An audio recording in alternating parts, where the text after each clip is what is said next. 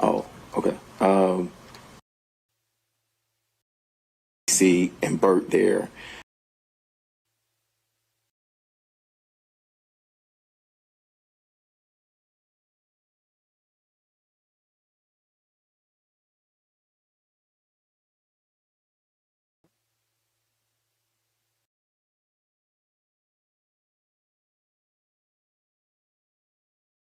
I will say that I do remember at some point it was myself, you, BC, and Bert there, but people were coming in and out of the courtroom, so I cannot sit here and accurately say that somebody else wasn't there at the time. We talked, I mean, and people could have come and gone, but essentially Correct. we talked for the better half of an hour. No, it wasn't an hour. And that's the only time we spoke in person about anything related to this matter, correct? Correct. And based on that phone conversation, I told you I had been submitting open records requests and I was going to continue to submit open records requests, correct? Based off what phone conversation? Based upon our conversation in court. Oh, okay. Correct. You said that you were doing some open records requests, correct? And then based on our conversation, I told you I was going to do some additional open records requests. Which open records request are you talking about? Just any. I'm just asking if we talked about that I was going to be doing some follow-up with Fulton County. Okay. Because I recall open records requests being made for other things, and so I don't know which one that you're referring to. At that time, we talked about getting, I guess it's called a county card and getting access cards and things like that for coming in and out of Fulton County for you, Mr. Wayne. Okay. And all of the access that you all have. Yes. And you asked me, did I have an access card? And you are the one that told me that you and Mr. Wade, or that Mr. Wade at least had an access card. I told you that the three of us had an access card because we had a contract with the DA's office or the county. I told you what those contracts were and that we had an access card that will allow us to pick up the documents, go into a specific office, and leave out. Right. Okay. And so we talked about that badge access card and asking for that, but I was going to ask for that, right? Correct. And then a couple days later, I sent you a text. And then when I say a couple days, so that was on September 12th when we had that conversation. Do you mind if I pull out my phone? Not at all. Okay. On September 14th at 6:38 p.m.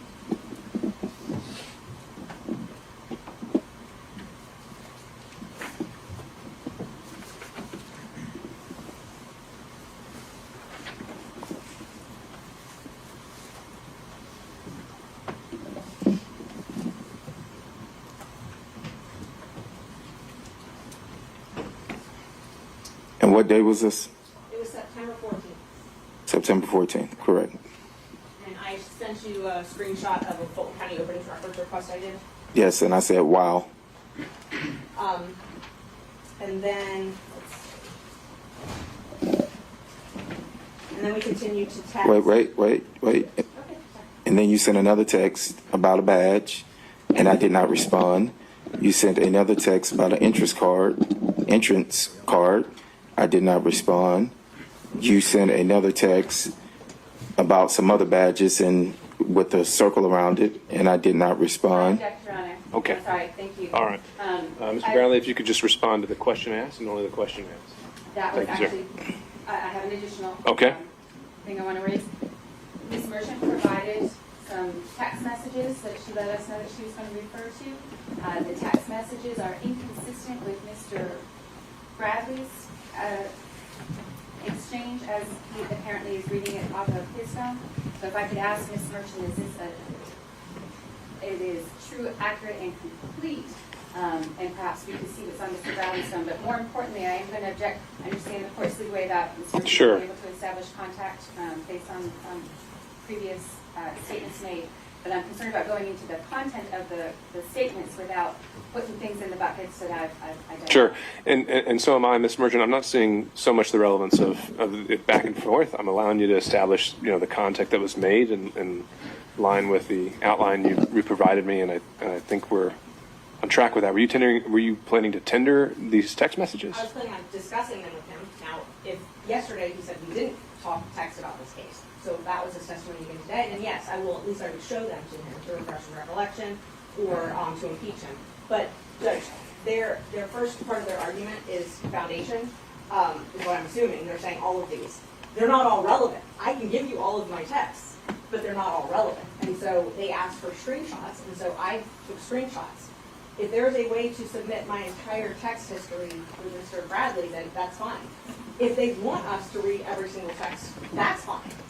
I just don't want to be in a position where people are saying that I'm not. Well, I also want to avoid the situation where you as counsel of record are having to lay the foundation and do that sort of thing yourself. So I don't know how much further we can go with this before we get into that. So. Well, I'm not sure what their objection is. So I asked him about one question, and he read out Sure. several. Why don't we just go with your next question, and we'll see where we go from there.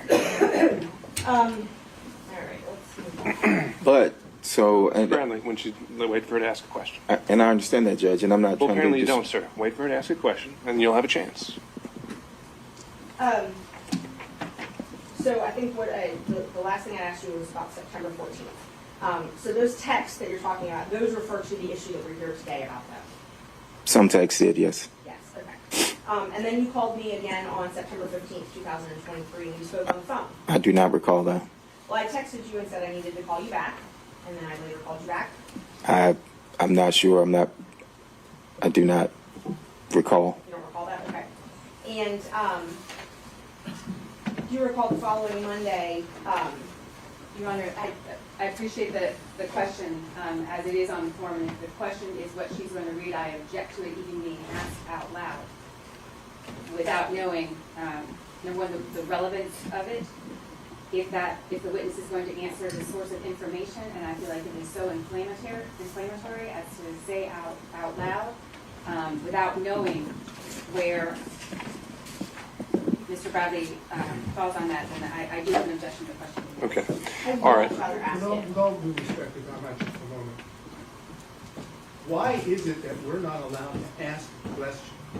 And then when the question is asked, there's an objection made either by the state or the lawyers for this particular witness. It appears that what the state would like to do is force us to tell you in advance every question we're going to ask before there's an objection raised. And I don't understand why they get to do that when we are obviously in the same position to say to them, tell us every question you're going to ask first. I realize it's a privilege, but that can be the questions asked, state objects, chauffeur objects, in the court rules, but not being able to put it on the record because it's inflammatory or it's somehow prejudicial, I don't think that, I'm just suggesting. Sure. So, Mr. State, I'd agree with you in the general sense of things, but in this situation, Ms. Merchant offered to provide essentially her list of questions in advance, giving us a preview of what she's going to say, and that puts us in kind of a different posture in that respect, where we can actually have some sense of what's going to come out. But Ms. Merchant, I think knowing what your next question may be, since usually we don't have that opportunity, does it presuppose some knowledge on his part that we have yet to establish is inside or outside of privilege? Well, the first thing, Judge, is I gave these questions so that you wouldn't be in a situation Sure. where you were objecting and having 4 different lawyers talk about privilege, confidentiality, every single question. So I was hoping that we would ferret that out ahead of time. So this is the first that I've heard that objection to question 18. I give the state copies of it as well, trying to be completely transparent.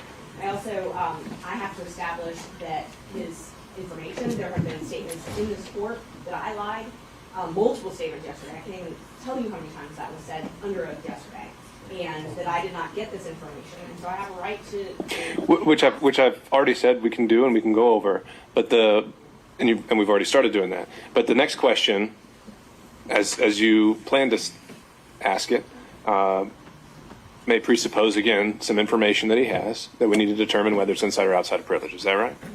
No. Well, I don't believe so, no. I mean, if we're going to talk about the privilege, I wanted to talk about it beforehand, which is why I gave all of these. I didn't know the state had objections on these questions to privilege. If we're going to talk about the privilege, happy to ask him the substance of the question, but that is what I'm getting objections for. So I'm trying Right. very carefully to craft something to avoid that. But I'm happy to just ask outright the question. Right. I don't see a way around that, Ms. Cross.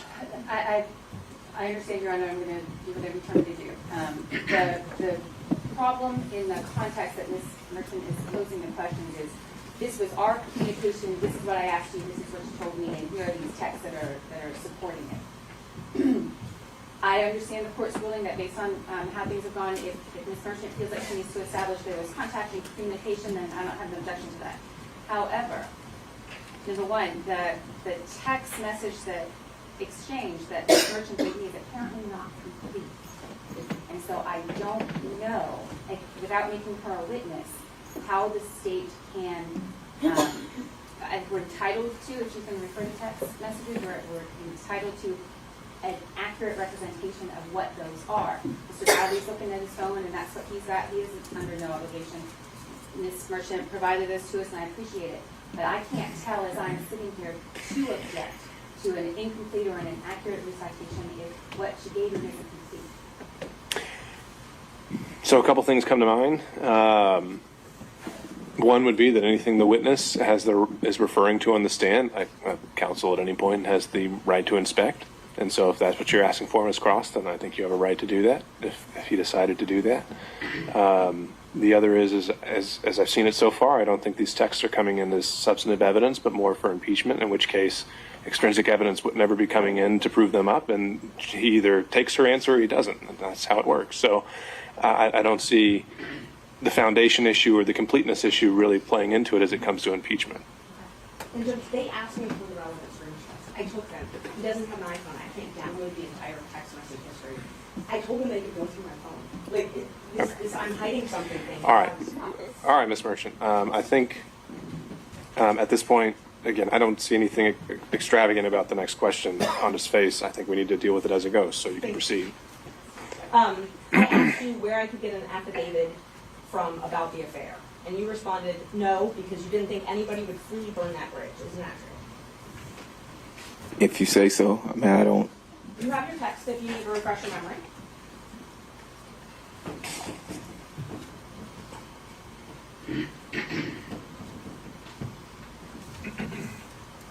September 18th at 3:11 p.m. in YouTube. Can you repeat the question?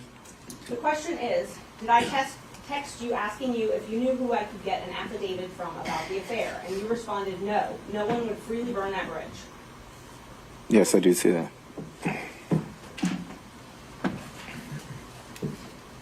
Then I asked you if Chris Campbell knew, correct?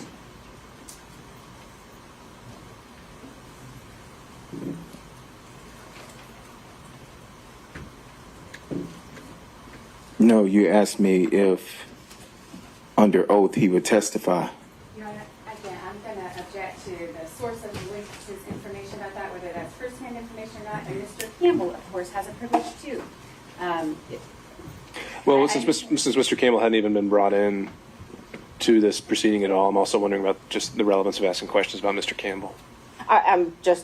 It's been objected that I'm not asking about all the texts, and I'm selectively asking, so I'm trying to go through all of them. I would much rather just ask the very relevant ones. Well, I have an objection to her asking. I can't tell if the statements or the testimony provided is consistent or inconsistent without a complete set of this text exchange. And it's not clear in the text exchange what the source of Mr. Bradley's information that he's providing is. And so that is, I'm struggling, Sure. and I know everybody else And again, I think you're focusing more on the merits than the impeachment value, right? If the sole purpose this is coming in is under those grounds, then you being able to match them up word for word, I don't see that as being a necessary prerequisite. But as it relates to Mr. Campbell, he's not a witness yet. He hasn't come in. I don't think he's come up really at all other than passing and maybe the firm. So why don't we skip ahead to the next questions, and you could always come back to that if somehow he has made an issue in this case. That's great, Judge. I needed some clarity because the state is objecting that it's not full and accurate. I'm keeping things out, and then they're objecting that I'm putting too much in. So I'm just trying to avoid every question having an objection, Judge. So on January 5th, 2024, we had a text exchange where We talked about that I had discovered that Nathan took Fani on a cruise and a trip and paid for it with the business card. You told me you were on a plane home from Dubai, but you would call me as soon as you got home. Do you remember that?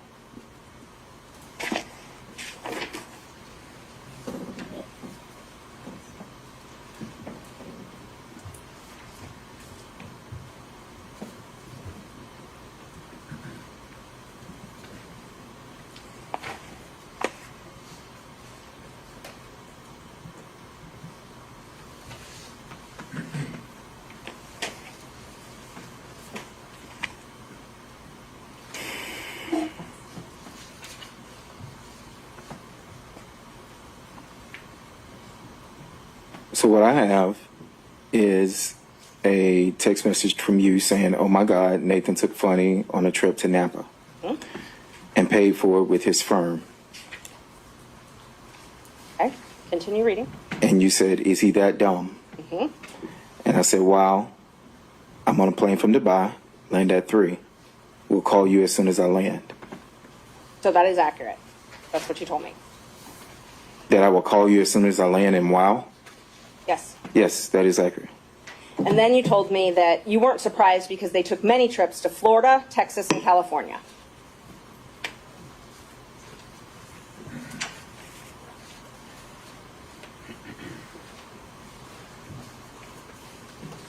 Okay, so I don't have that, and I can show my phone, but I don't have that in my phone.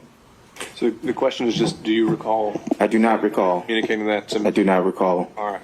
Do you recall telling me that it was when she had to move her daughter, a trip to California? I do not recall that. And Judge, may I approach the witness? You may. Thank you. Oh, I see it. See if that refreshes your memory.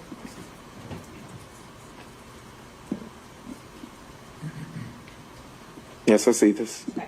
Does that look like, does it refresh your memory? It does not. I mean, I see what's on the text chain, but you said this happened January 5th? I can tell you exactly when it happened. Because there's no date and time stamp on that. Let's see.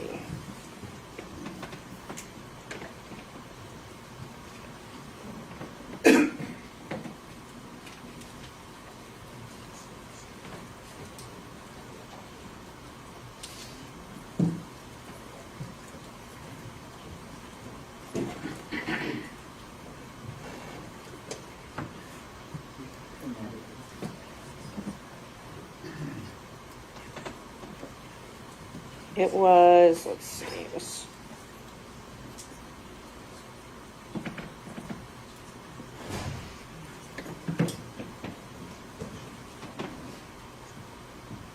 I believe it was January 5th, but just give me one Judge, second. I just want to, on behalf of Mr. Wayne, just to review the exception again. We still don't. To which question? To the current question, we still don't know the source of this information, whether it was privileged or how he obtained it.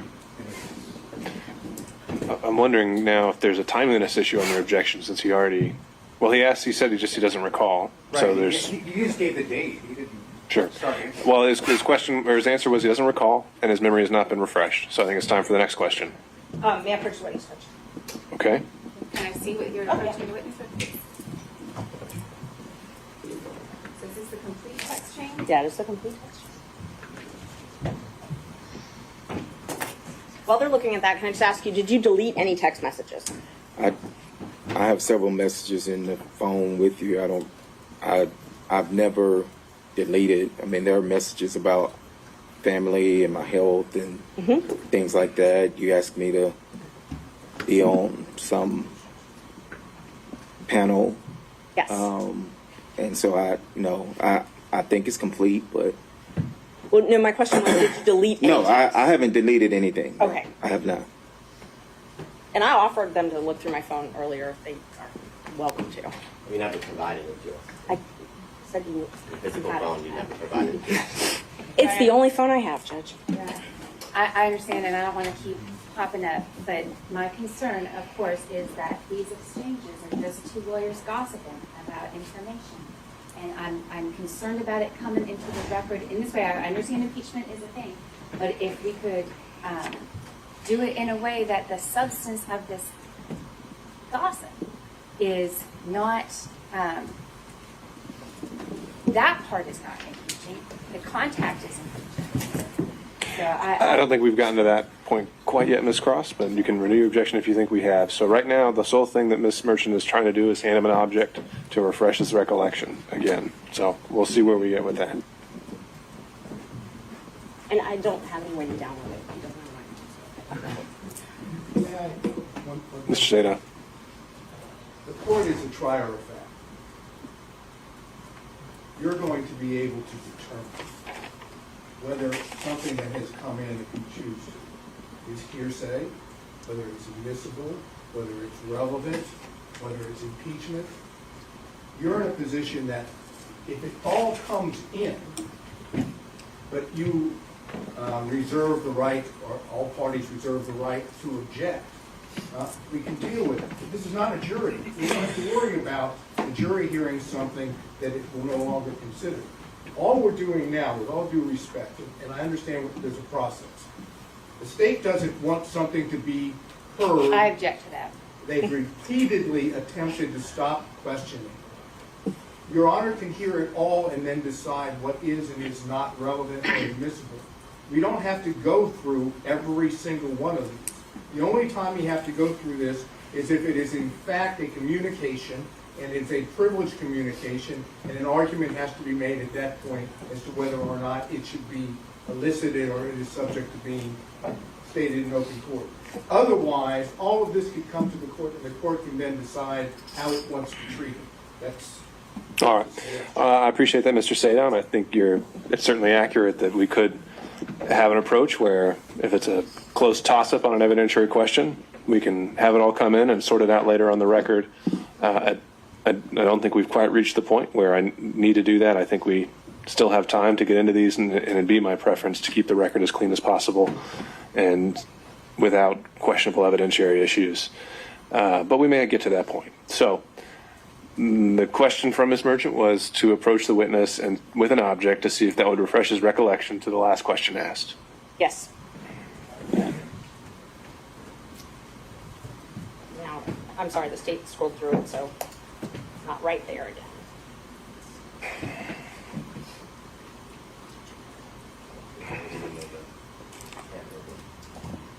No, I mean like it was on the screen.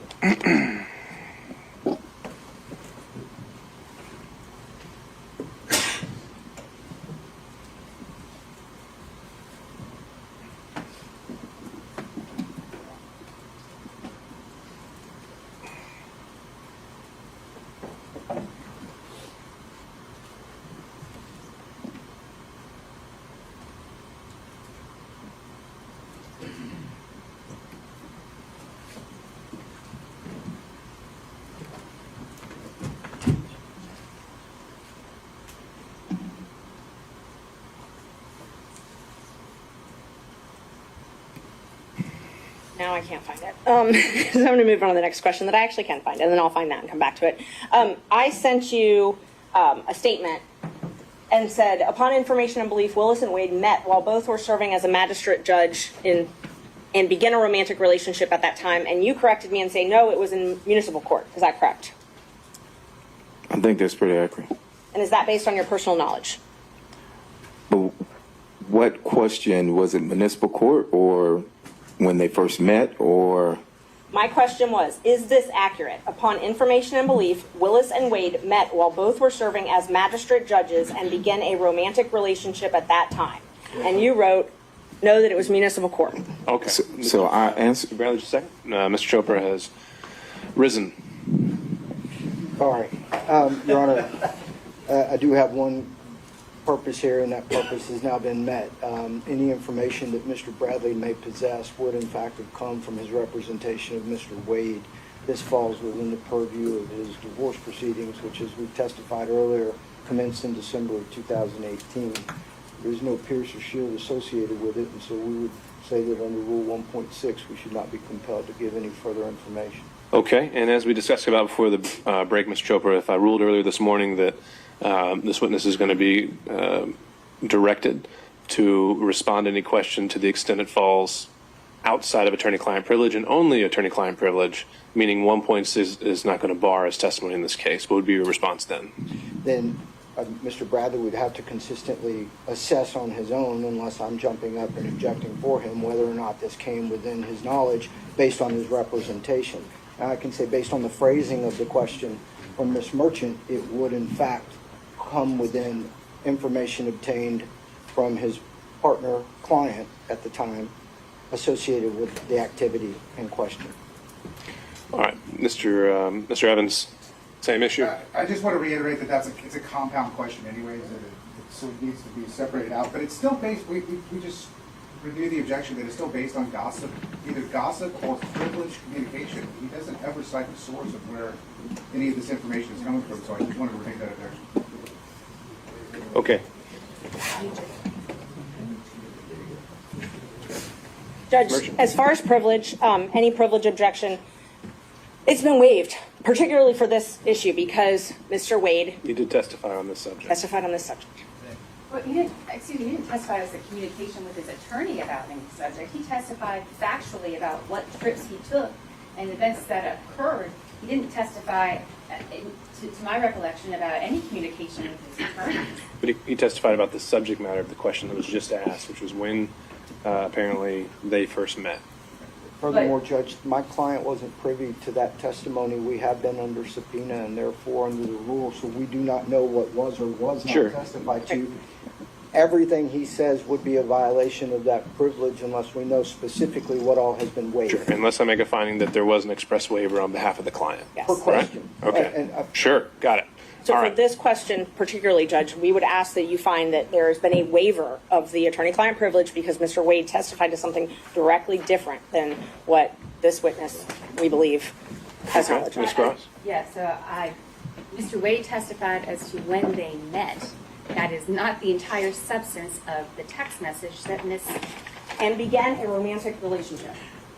Yes. He did not testify that they Okay. were serving as magistrate judges when they began a romantic relationship. All He right. testified differently. Okay, Ms. Merchant, I think you're going to need to establish whether this witness ever gained that knowledge independently or during the course of a attorney-client relationship. Did you have any, thinking back to the source of your knowledge, and let me just, before I do that, let me remind you of what is covered by attorney-client privilege. It's communications that relate to matters in which legal advice is sought, and communications that have been maintained in confidence, and no exceptions to the privilege. So it's communications that are in furtherance of legal advice. Your knowledge that their affair began, that their romantic relationship, began while they were both serving as municipal court judges. Is that from your personal information, your personal knowledge, or is that from? I'm going to overrule that objection, Mr. Chopra. He can answer that question. State that question again.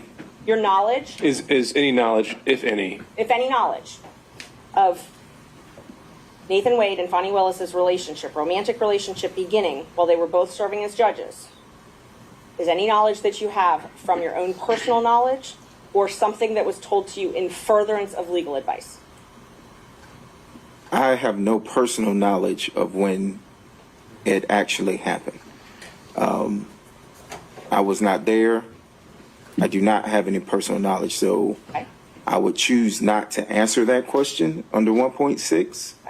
Mr. Bradley, we made a distinction earlier Yes, sir. that it's a bit narrower than that. Okay. 1.6 is I have no personal knowledge, Judge. I apologize. Okay. If you were, That's not a problem. The issue is attorney-client privilege, and so whether what you learned, if anything, was during communications with a client. It was. Okay, Ms. Merchant. and was it that any knowledge that you had as to the truth of that statement, was it told to you in furtherance of legal advice? I'm going to object to it if that statement is true. That's how I And the witness has already testified he has no personal knowledge about that. So whether he represented at one point it was true or not true, he has no personal knowledge about that, so could not testify. Prior inconsistent statement, Judge. Do it all the time. That is what the state It's does not a regularly. statement. They bring in, if it's a prior inconsistent statement of another witness, Judge. Mr. Wade Which other testified. witness? I'm Okay. sorry. Okay, Mr. Wade testified. That their relationship did not start. But you can't impeach him with a prior inconsistent statement that's privileged. And so we haven't gotten over the privilege hurdle. The privilege hurdle we've gotten over with fraud on this instance. Well, that's the first time you use that word. So if you want to make the argument of why that applies, you can do that now. Yes, Judge, the crime fraud exception, it applies because of the crime fraud exception. Which crime and or fraud was committed here? So there's a couple different things, and I want to just address them both because he's raised 1.6 and also raised attorney-client privilege. For the crime fraud exception says the privilege doesn't apply if it's if the existence of it, essentially if he has to keep something secret to allow a fraud upon the court to continue. So we've got that. We've also got no, it has to. The legal communications have to have done in furtherance of a crime or fraud. How has that been established? And what crime or fraud are we talking about? We're talking about perjury, lying to the court. In the affidavit filed last month. Yes. And so what have you done to link the communications that he made maybe, I don't know, years ago to the affidavit filed last month? The communications he made years ago, it's proof of the affidavit being incorrect, being false. He's given a prior inconsistent statement. But the legal communication has to be in furtherance of a crime or fraud. Right, but he also can't protect. So, and I think it's more under. But if he had no idea, an affidavit wasn't even going to need to be filed until a month ago. Right. And these communications and everything happened well before that. How is anything that they communicated in furtherance of that affidavit that they didn't even know would have to be filed one day? It's been waived. That part's been waived because he filed the affidavit. So you can't file something that's false and then your lawyer know that it's false and then say, oh, well, privilege, my lawyer can't correct that. When he waives the privilege. And he waived the privilege. He testified about this yesterday. Okay, Ms. Cross. I don't think that's even close to an accurate representation of what the law in this area is. And beyond the real kind of throwing out fraud and this and crimes, which what you have, Your Honor, is a conflict in the evidence at this point. I know which way the weight of the evidence appears to me that that's going to be for the court to judge. But a conflict in the evidence, that is not a crime. That is not a fraud. That is not perjury. That's a conflict in the evidence for the court to decide. So I agree with you there that you would have to first establish a crime or fraud occurred by preponderance. Got it. And anything else? Just that she can't, under the guise of impeachment of this witness, number one, establish that. Number two, the witness has already said he doesn't have any personal knowledge of that. And there is the kind of specificity that is required to lay the predicate for a crime fraud exception to the attorney-client privilege is nowhere close to being met here. Okay. Anyone else want to be heard? Mr. Sadow. Yes, Your Honor. This is what I said to the court earlier. This is not crime fraud. The scenario in the case I said, you want me to cite it for the record? Go for it. Okay. It's Owens Corning Fiberglass Corporation versus American Centennial Insurance Company et al. And it is 660 Northeast 2nd, 812, out of the state of Ohio, Lucas County, Court of Common Pleas of Ohio. And it references, I'll make sure I get the right page here.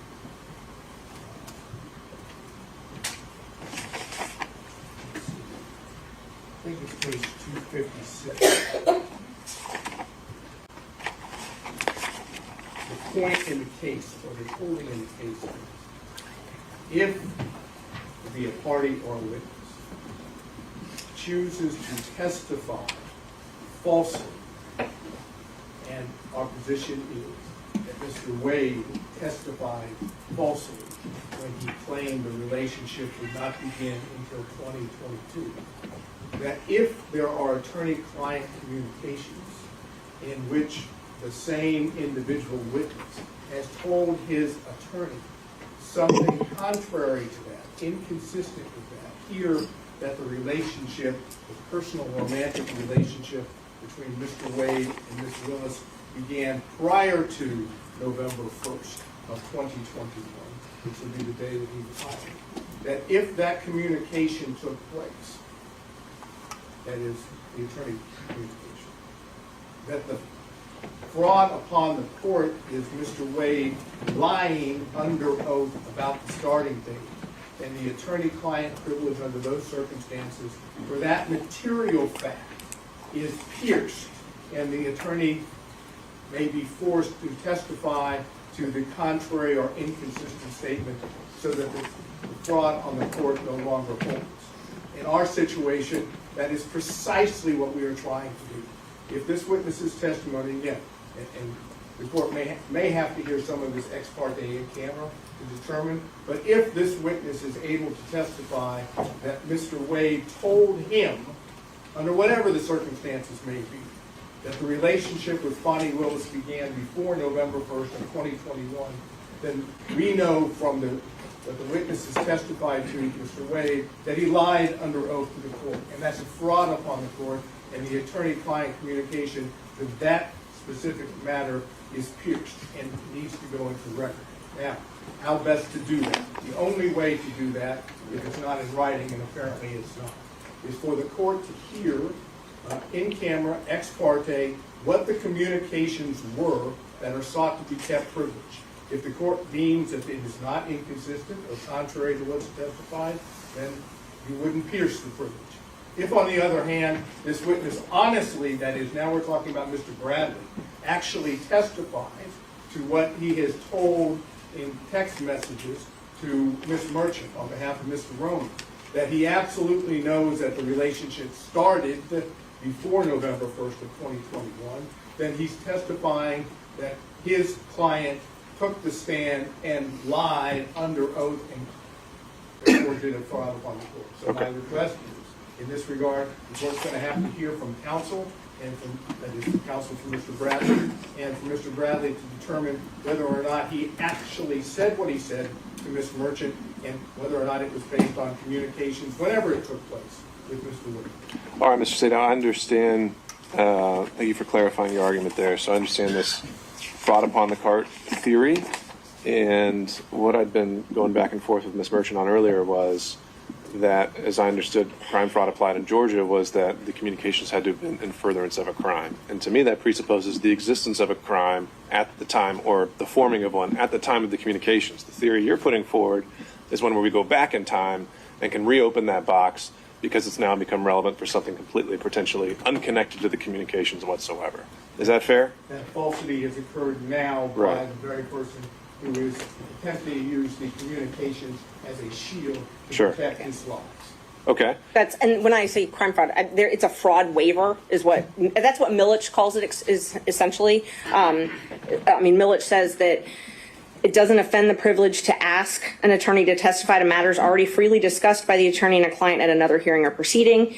Allowing a client to selectively waive and reassert the privilege as tactics suggests that the client is using the privilege as a sword and not merely a shield. Sure. So I think it was quite explicit that Mr. Wade never waived anything regarding to communications between him and Mr. Bradley. He was willing to discuss the subject matter, but he was never willing to get into communications that occurred between him and Mr. Bradley. So as to Mr. Sadow's point of this fraud upon the court theory, my question is going to be, has it ever been applied in Georgia? And the answer to that is, it's not appears to have been applied in Georgia.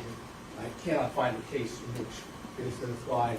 The cases that I have, the case that I gave you plus the cases cited in there, are the only thing I've been able to locate. Although I think that the bar rules, if we want to go back to those, and I don't have them in front of me, that a lawyer should not allow his client to commit a fraud upon the court. Okay. And I think that, along with this, gives the court the discretion to do that. And the only way to make the record, even if the court suggests that this is the law that the court should apply, but even if the court disagrees, there's no way for there to be a record about it unless Your Honor does it ex parte in camera to determine the nature of the privilege, which of course Your Honor knows, earlier raised, is how judges can do it with the Fifth Amendment privilege. They can do it with any privilege as long as it's ex parte in camera. So what I'm asking the court to do, because when I get up I'm going to ask you directly, I'm not going to go through this that's going on now, to find out whether or not Mr. Wade has ever told Mr. Bradley, in his capacity as his attorney or otherwise, that the relationship started earlier than what Mr. Wade testified to. All right, understood. So the big takeaway I'm hearing from that, Mr. Sadow, is that once again, we're hearing the words "a matter of first impression" here, and noted. Mr. Gillen. Yeah, very quickly, Your Honor. Number one, he apparently, now he's claiming a privilege, which he certainly did not assert when he was communicating a text with Ms. Burns. Sure, but do we have any indication Mr. Wade waived it and allowed him to communicate by that text? We know what he did. We know what he did. So how's that an implied waiver? And I would assume that as the attorney, that he would know whether or not he should protect a communication. That's a pretty big assumption, right? Not all communications are protected, number one. Number two, let's not forget how we started on this journey with the state getting up and making very serious allegations against Ms. Burns, asking for sanctions, saying all of her representations were inaccurate. And now they are doing whatever they can to block access to that information, which shows exactly what she said was exactly the truth.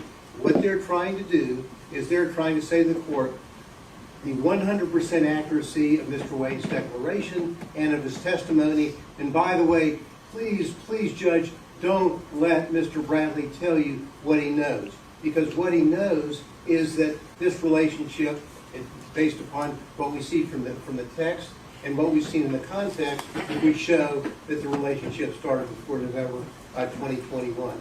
So I think we have a waiver issue, and parenthetically on the issue of crime fraud, Your Honor, the issue about crime fraud is whether or not in any context the communication would be not in furtherance of a crime at that time, but it could be for any particular crime committed by the client in the future as well. It doesn't have to be something that's being committed at the time. I will also note that when you look at the attorney-client privilege, the law basically says, look, this is a privilege which blocks evidence from coming in. And so in order to have that, they have the crime fraud exception, which is a very low standard once a prima facie showing has been made, which I believe has been done by Ms. Burns. All right, let me clarify one thing, Mr. Bradley. When you testify to personal knowledge, does that include anything you may have seen, heard, outside of communications with a client? When you say you lack personal knowledge, does that include anything you may have seen or heard outside of communications with a client? And you can tell me if that question is horribly phrased. Try again. Try to rephrase it for me, Judge. I'm sorry. Okay. When you say you lack any personal knowledge, Yes, sir. does that also mean that and include anything you may have seen or heard outside of communications? Outside of communications with my client. Mm-hmm. That's correct. Okay. And communications that were made, if any, that relate to the subject that you were asked to, were there any other third parties present that may have resulted in a waiver of privilege? Including texts. Am I answering your question or her question? My question. Okay. Are there any other third parties ever present with you and a client that would have resulted in a waiver of these privileges?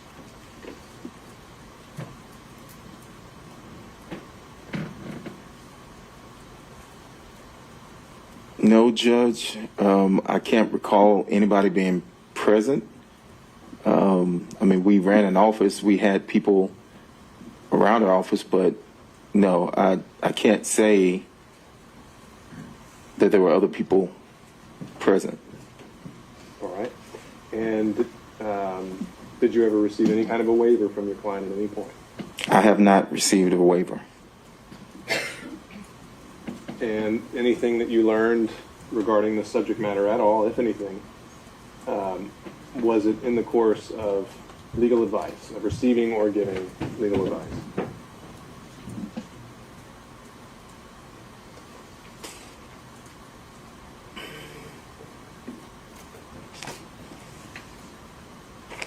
That's a broad question, Judge, to answer, because the advice was given, and then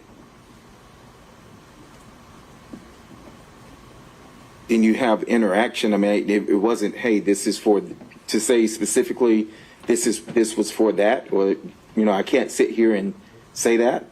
So I don't know how to answer that question, Judge. All right. So, I was given a case that may reflect the same proposition I was arguing from its older case. It's Atlanta Coca-Cola Bottling Company versus Goss, G-O-S-S, 50 Georgia Appeal 637, appears to be a 1935 decision. Has not had the benefit of jeopardizing it. So I can't say that certainly hasn't been limited or overruled. And looks like it's in reference to maybe head note number 2, at least the one I'm looking at on the computer. And the language that is in the case, okay, is as to violations of law or commission of fraud, the protection extends only to communications after the act or transaction is finished. It does not cover communications respecting proposed infractions of the law in the commission of the crime or perpetration of the fraud. And then it cites some cases. And then it goes, the privileged communication may be a shield of defense as to crimes already committed, but it cannot be used as a sword or weapon of offense to enable persons to carry out contemplated crimes against societies, frauds, or perjuries. So our position, as I indicated before, is the witness, Mr. Wade, has committed perjury on the witness stand and called into question the statement. all right, understood, Mr. State. Mr. McDougall. Your Honor, this is adjacent Georgia law, perhaps not controlling, and I'll explain that in just a second. That's Rule of Professional Conduct 3.3 A2. A lawyer shall not knowingly fail to disclose a material fact to a tribunal when disclosure is necessary to avoid assisting a criminal or fraudulent act of the client. A4, and the reason I would qualify that, and since we're talking about candidate report, I need to do that. I believe this rule is regarding the conduct of advocates representing clients in court. It might not govern or control the situation where the lawyer has been put on the stand, but it's adjacent to the point Mr. Sadow made earlier. All right, fair point. Okay, Ms. Trooper, anything you want to address on that?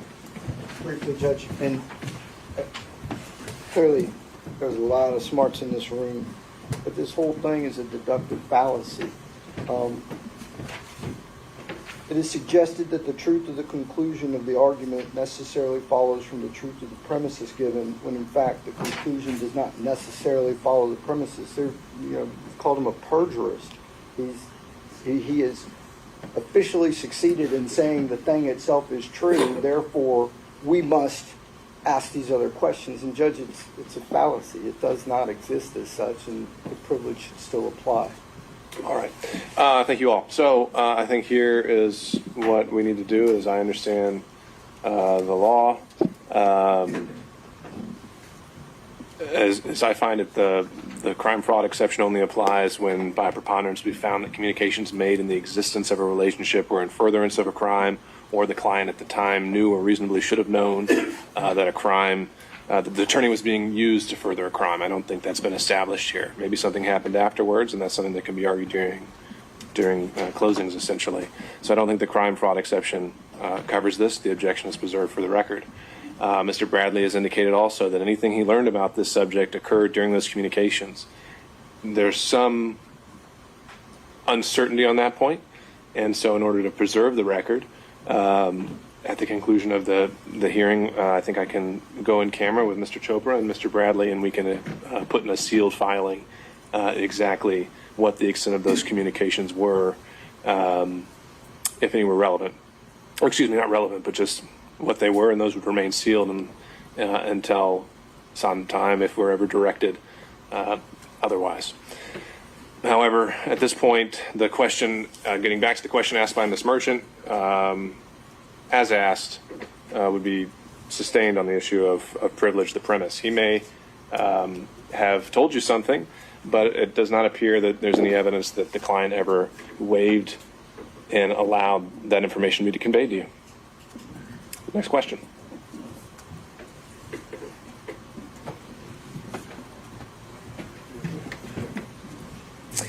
Thank you, Judge. All right, let's see. So we talked about Ms. Willis and Mr. Wade coming to and from your office and security details following them. Do you recall that? Do I need to look at my phone? No. Or can I was just asking if you Oh, recall. do I recall? I think I did, yes. Do you recall security taking Ms. Willis to your office? I'm going to object to that. Does he recall Actually, I Ms. take that Willis back. taking? I don't object to that.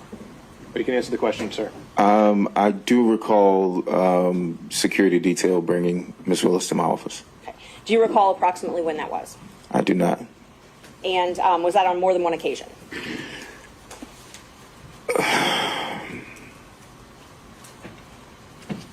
I remember 2 occasions. Okay. Yes. Can you tell me about those? I can't remember when they were. Were they before she became DA? So I don't know if she had security detail before she became DA. So, I mean, if she was sworn in, or I don't remember the dates, but I do remember.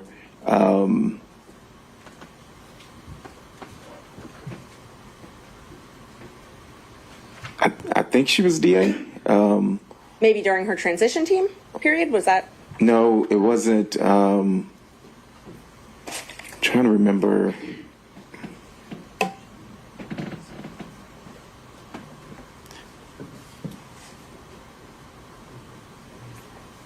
She would have had to have been the DA, I think. And I don't want to go on, I think. But I do remember twice her coming to our office, correct? And she had a security team both of those times. There was yes, she had a security team with her. And do you believe that it's a different security team than she has now? I don't know her security team now. Well, let me ask you- However, I'm sorry.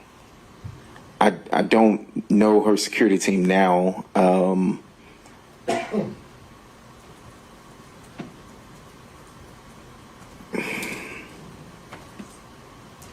I don't know her security team now. Do you remember telling me that it changed at some point, her security team?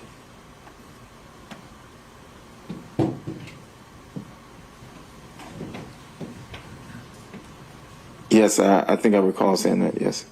And that the most likely people that could testify or had seen things about them having a romantic relationship early on would be the original security team. I don't recall saying that, no, but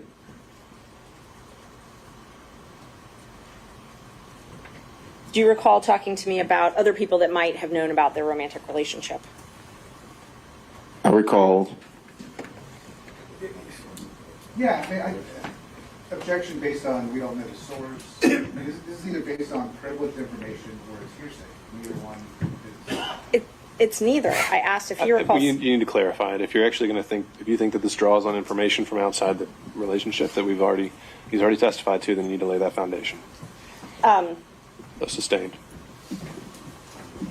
Are you aware of other people that you believe would have known about when their relationship began? I object to the relevance of that. Again, the witness has testified he has no firsthand information of it. Anything he knows about the topic came from representation. Who he thinks might have been able to say something else is speculation, not relevant to anything, and a backdoor to get in the gossip and innuendo that has been pretty much this entire. All right. Okay, Ms. Merchant, I think we're getting to the point where, the reason I thought this line of questioning was appropriate was to rebut certain inferences about why we were here in the first place. Right. But to go into it at the granular level, I'm not as wild about. So if maybe you can ask more overarching questions, and if you have anything else you think that's relevant, then you can get to those as well. Isn't it true that I gave you a copy of the motion to disqualify in this case? I emailed it to you, and you read it, reviewed it, and emailed me back that everything in it was accurate, to your knowledge. You emailed me, and Objection. Okay. All right. So there are things contained within that, Ms. Merchant, which he has now said fell within the privilege and that he did not have the ability to waive. Okay. So I think that's where we have to leave it there. And I believe I still have to ask the questions, and then if he wants to assert the privilege. Well, I think he's pretty much already established the privilege, and the objection has been made, and I think it's a valid one at this point based on the record. So the answer was he did acknowledge that you sent him the motion, and I think we leave it at that. Let's see.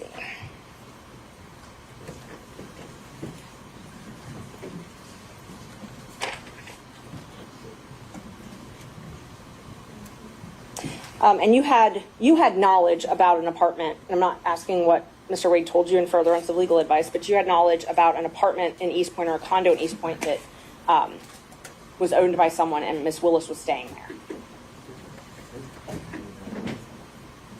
Judge, privilege. I think in the way the question's phrased, she qualified that, so.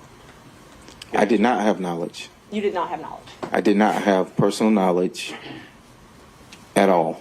No, So no knowledge outside of what is privileged. that's correct. Did you have texts between yourself, Ms. Willis, and Mr. Wade? Do I? Have you ever? I have. Maybe once or twice, but Did Mr. Wade ever ask to use your credit card to pay for trips? Objection. On On privilege, I mean, we still the same thing. just asking to use your credit card, how's that in the nature of furthering a divorce proceeding? We would try to. I had a business card, and we would use my business card.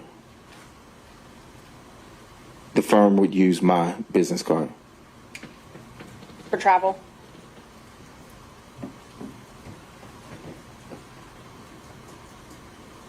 Are you asking if I use my business card for travel? Would Mr. Wade use your business card for travel?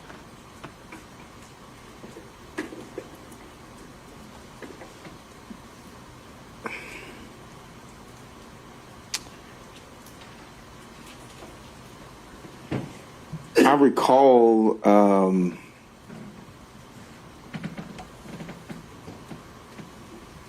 I recall a trip, but I don't know if that trip has anything to do with this case. So I do recall him using my card once. When was that? I don't even know when that was, and that's not true. I recall him using my card once, but I cannot remember what that was for. I do remember it was a trip, but I cannot actually state, where it was and who it was with or anything like that. And he paid you back for that trip in cash? I can't remember how he paid. I think it was. I mean, I'm not certain if it was cash or a check. We routinely would use my card for filings, for paper, for whatever stuff with the office. But And so, oh, I'm sorry. You're done. Sorry. and so he would, whether he paid me back in cash or whether he wrote a check, it was paid back to the business card. But this was the only time he had used it for travel.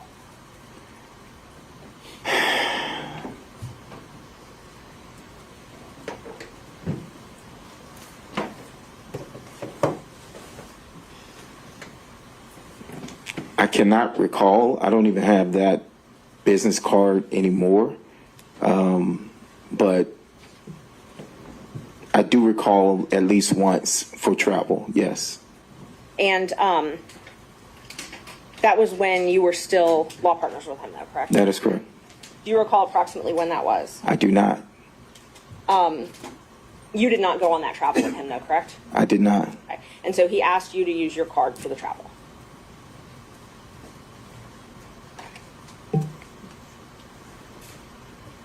Yes, I mean, I'm assuming. I mean, we would use the card for firm stuff, and so it was a business card. Your business card, though. It was my business card, yes. Right. The law office of Terrence A. Bradley, correct. Okay. So it showed up on your accounts. That is correct. Okay. Wouldn't show up on his accounts, though, correct? That would be accurate, yes. Do you know if this was before he became special DA in this case, special prosecutor? I cannot recall. Did you see he and Miss Willis together? You said you were in and out of the office, in and out of the DA's office. You saw them together, correct? In and out of my office or the DA's office? The DA's office. Correct. You saw them together in and out of the DA's office. Did I see them in and out? Yes. Well, if you preface it like that, no. I saw him in and out of the office when I would be there doing my filter work for the taint team. Right. He would come by. I rarely saw Miss Willis and Mr. Wade together in the DA's office. So you brought up the taint team. Let's talk about that for a minute. Tell me about, you did work you had a contract as a taint lawyer, correct? That is correct. Okay. And that was in the anti-corruption unit? Yes, I think so. Yes, correct. And how did you get that contract? What do you mean, how did I get it? How did you get the contract? It was, Bid? Did you apply online? oh no, it was proposed, By who? we were, it was proposed by, I guess it came from the district attorney. I mean, I didn't speak directly with her. Okay. It was, with Mr. Wade, and he asked if we would be interested, in having a contract with the Fulton County. Okay. He And I asked said you I and would. Mr. Campbell? I think so. I mean, I can't recall if he asked us both together or not. Rarely, we all handled several, different things for the firm, Okay. criminal, personal injury, things like that, family law. And so rarely were we together there at the same time, like for an abundance of time. So he may have called me and then he may have called Chris. I can't recall how we got the contract, but Was Mr. Wade, to your knowledge, part of the transition team for Ms. Willis? to my knowledge, he was part of the transition team. Did he spend a lot of time at that office during this transition period? He did. So from when Ms. Willis took office to when you left the firm, did Mr. Wade spend most of his time at the DA's office? When you say most of his time, are you saying just working business hours, Yes, or? working business hours. I would say he spent,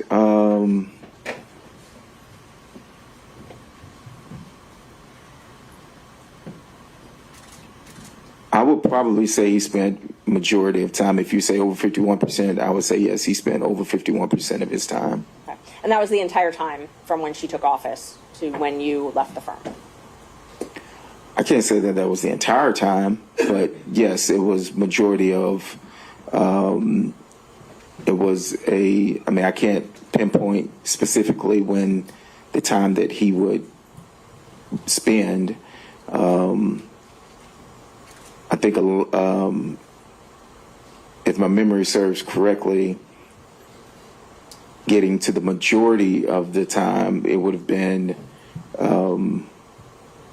whenever he started with this, maybe. As a special prosecutor? When you say majority of the time. Right. Okay, so let's talk about the time before he became special prosecutor. Did he spend a lot of time at the DA's office then? He spent time. It depends on what you say is a lot. He spent time at the DA's office, correct. And so, just so we're clear, you were hired first on January 25th. Both you and Mr. Campbell were law partners, and you were both hired by the DA January 25th, 2021. Is that correct? Repeat the question, I'm sorry. You and Mr. Campbell Yes. both were hired on a contract basis by DA Willis January 25th, 2021, correct? Which contract are you talking The about? first one, the taint contract. Not the first appearance contract, the taint Okay. contract. Well, you said the first one, and the tank contract wasn't the first contract, and so, Okay, so what was the first contract? to my knowledge, the first contract was the first appearance. Okay, so let me just mark these and see what number are we on. 23, 24, 25 for his contract.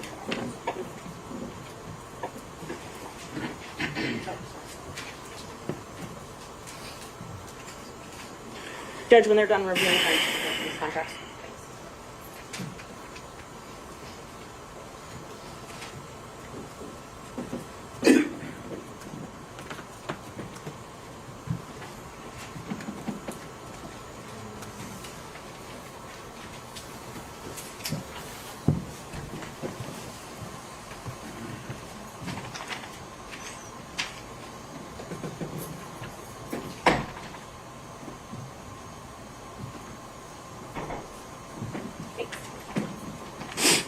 This rally is showing you what's been marked. It's exhibit 23, 24, and 25. If you could just look at those.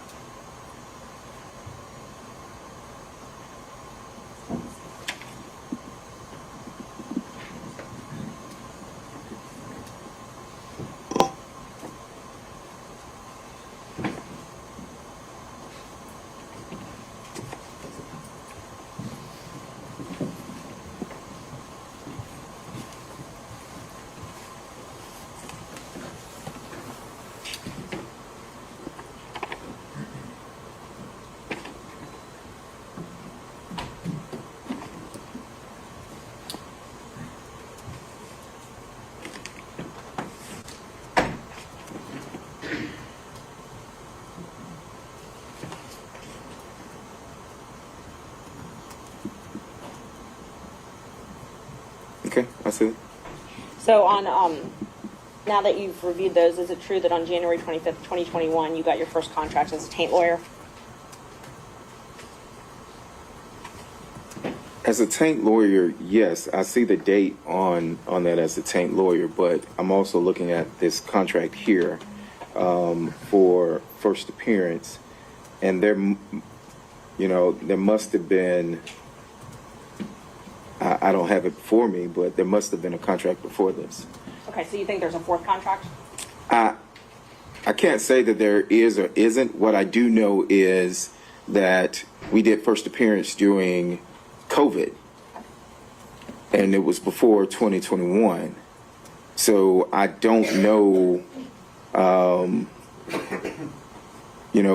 if I had a contract, a written contract at that particular time or anything, but I do know, I think that you could look at the recordings because everything was recorded at that time as to when the first appearance contract started and the taint contract started.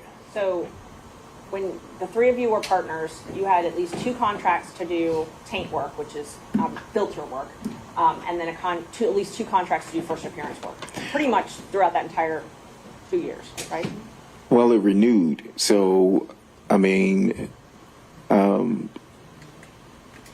it just renewed. So yes, I mean, if it was the same contract, but it was a renewal of Okay. the And contract. So how did you, and you said you got these contracts through, Ms. Willis gave them to you, but it was through her knowing Mr. Wade, correct?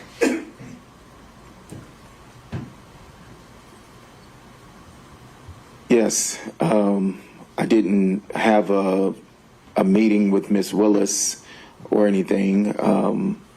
It was it was brought to the attention that a contract was going to be needed or awarded, and if I was interested, because this was off of mine, and I said yes, and so Mr. Wade brought that to your attention? he asked if I was interested in doing the contract, correct, and then after that is when Ms. Willis, would come in, or I think we actually came down here or something, and signed the contract. Okay. And so that is how you were paid from Fulton County, these contracts? From Fulton County government? Yes, ma'am. And you shared, your partnership, you shared a third of all your profits with Mr. Wade? At that time, yes. And so his contracts, he got a contract that same year, 2021, and he shared a third of all his profits with you, correct? Yes, that should be fairly accurate. Okay. So during 2021, 2022, you all had 2 filter taint contracts. You had 2 first appearance contracts, and you had Mr. Wade's special counsel contracts, correct? My firm had what I have here, Okay. correct? But Mr. Campbell and Mr. Wade were part of your firm, correct? So I don't think at this time we had established WBC. Okay. At this time, I think I had mine, Chris had his, Nathan had his, and we operated in the same building. But if you ask me, did we fee share or, without everything that came in, yes, that is correct. So you weren't actually partners, you just fee shared. At this time, well, yes, at this time, we were not. We were, at this time, I had Law Office of Terrence Bradley, Chris Campbell, PC, and whatever Nathan's was, if I'm not mistaken. And all these, the taint contracts and the Nathan's special counsel contracts, all of those were under the anti-corruption unit, correct? You can look. First appearance was not under that. The tank contract, if I recall, was under the. I don't think they called it. What are you calling it? You can take a look at your contract if you need. Okay. And I'm not asking about the first appearance. I'm asking about the taint contracts and then Mr. Wade's contract, which has already been admitted in evidence. If you need to look at that.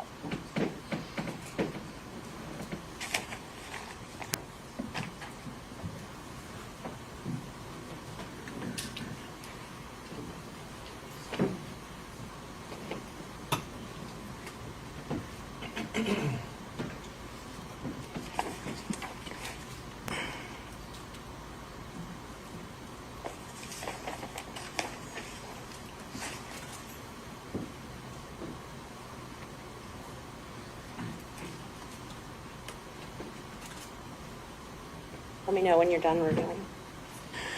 Well, I see on the first page where it says taint attorney, and I'm trying to go through and I see where it continues says taint attorney, but it always says Fulton County District Attorney's Office. Your question was specific as to the anti-corruption unit, and I'm looking for the verbiage of anti-corruption unit, so I apologize. No, take your time.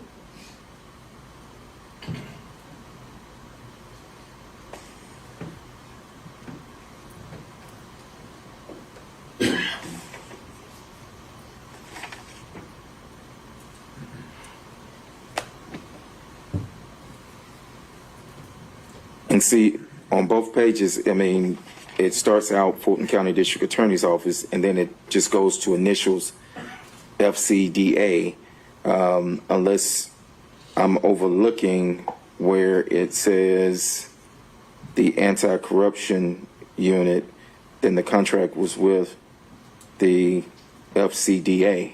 I mean, unless you want to show me something. I'm just asking you, and I didn't know if that would refresh your memory. Those contracts were for the anti-corruption unit, right?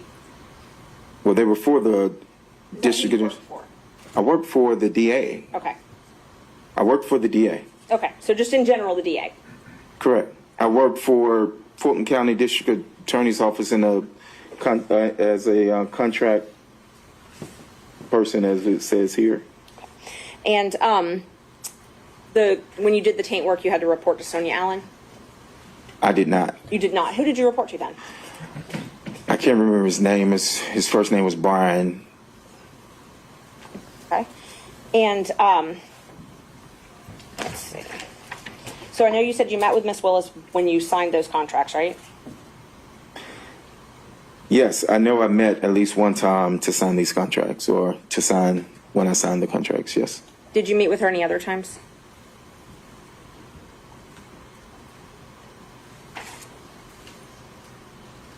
I did not personally meet with Miss Willis any other time. When you say meet with, what do you mean meet with? Talk with her, meet with her.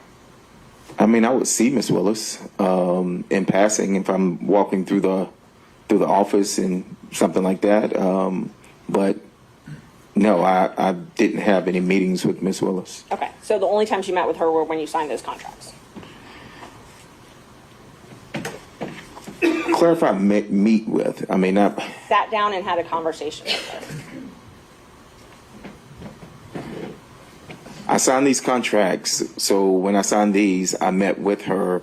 To say that I sat down and spoke with Miss Willis, are you saying in life, and you saying during this time? What are you asking me? I mean, if it's voluminous, I can narrow down the times, but I wasn't in. Ms. Merchant, I haven't really heard a point in a while. Can we get along to something, Yes, or we're going to have to yes. wrap it up? So I had one more question about your texts. Have you ever been in any group text with anybody other than, with me, and somebody other than Mr. Chopra and Mr. Merchant? You're going to narrow that down. I'm sure you sent many I texts. can look at my Of course, it was phone. So like- with him, if there had been any other texts, and I think that the state had some thing in him rebuttal being- they mentioned, so I was just trying to clean that up before it got there. Can you try the question one more time for Yeah. me? Isn't it true that the only texts that you and I have ever had have been between me, you and Mr. Chopra, or me, you and John Merchant, correct? Can I look at my phone? Sure.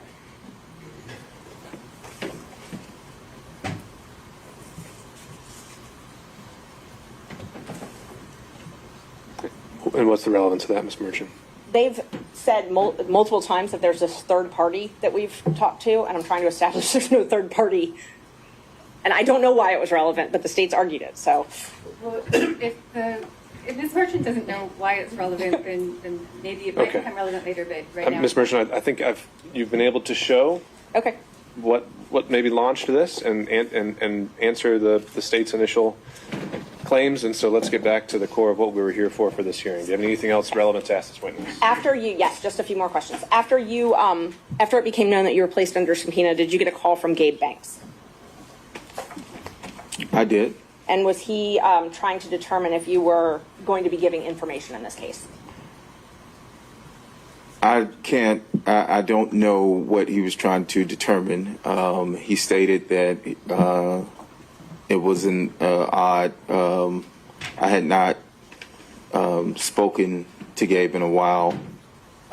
We are colleagues. We are friends. We are in the same fraternity, Gabe and I. And when he called, it was out of the blue. But he did call, yes, ma'am. Okay. And you relayed that to me as well, correct? I did. And then you also got a call from your best friend who was relaying a message to you from Mr. Wade, correct?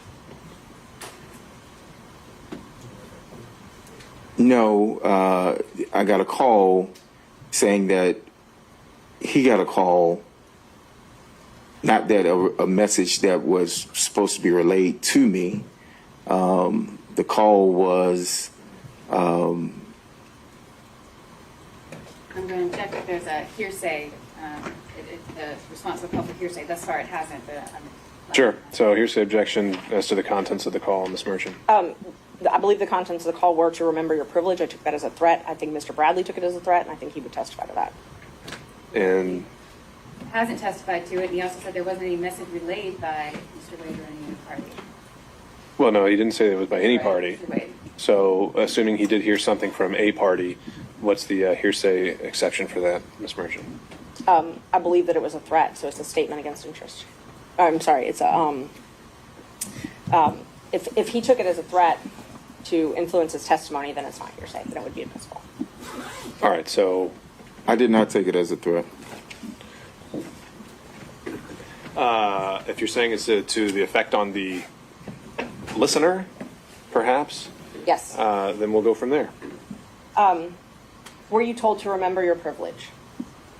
Your Honor, the witness just testified he didn't take it as a threat. Understood. I'll overrule the objection and the testimony given the weight it deserves. Can you repeat the question? Were you told to remember your Your privilege? Honor, can we, I was not. a witness, there may be a potential witness now in the courtroom, because the person that Ms. Merchant is referring to is sitting in the courtroom.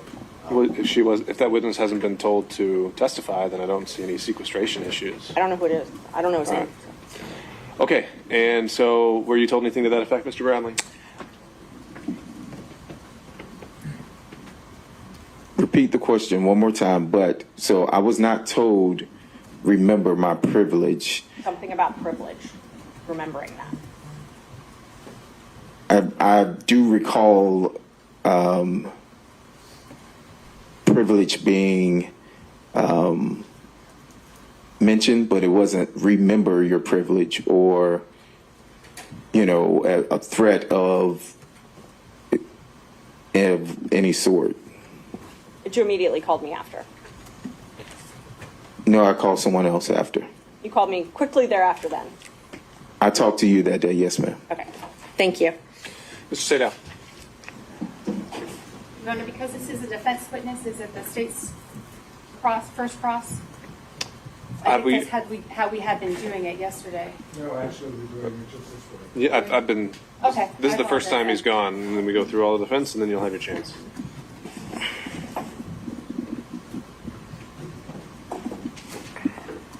Some foundation questions to begin with, please. Your testimony as you began representing Mr. Wade as his attorney on what date or what approximate date? I didn't have an approximate date. And give me an approximate date when you began acting as Mr. Wade's attorney.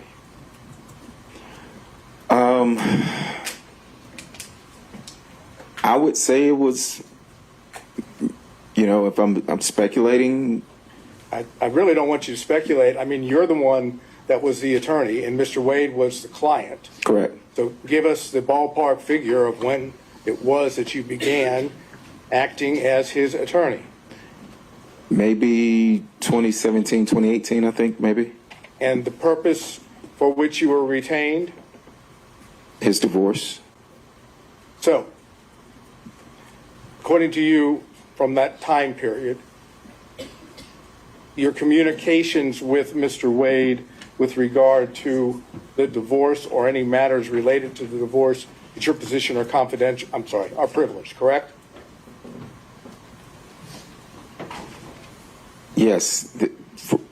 Yes. Okay, good. Now, did you ever meet with Ms. Willis and Mr. Wade prior to, and everything I'm asking you is prior to November of 2021, okay? Okay. Keep that in mind. Why are you yelling? I don't think he's yelling, Mr. Bradley. He's just speaking up. All right, Mr. Sadell, let's go. Thank you. Prior to Mr. Wade getting his contract with Fulton County, which was November 1st of 2021, okay? Please keep that in mind. November 1st of 2021. Right. Did you ever socialize with Mr. Wade and Ms. Willis prior to November 1st of 2021?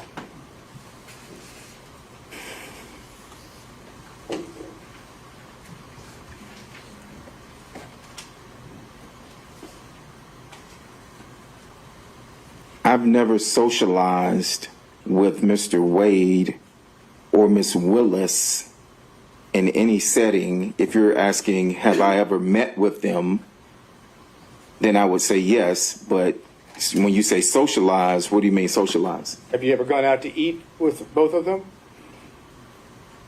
Before 2021, I do not Or think. November 1st of 2021? I'll out to eat with both of them before.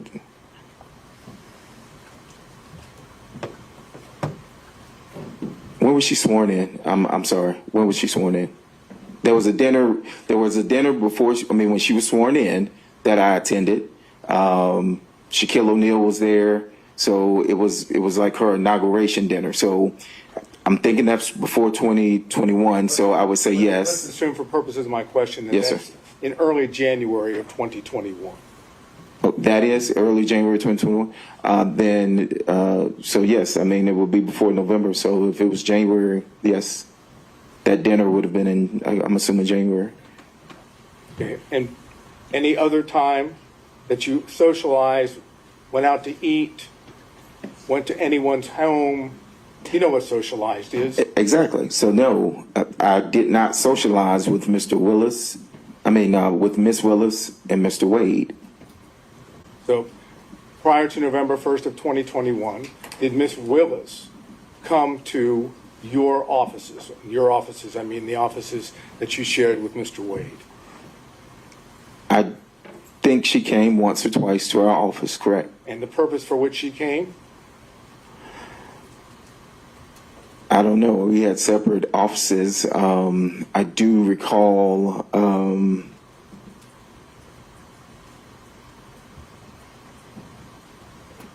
Well, I do recall some type of meeting happening at our office, and I don't know what that was about. I wasn't a part of those meetings.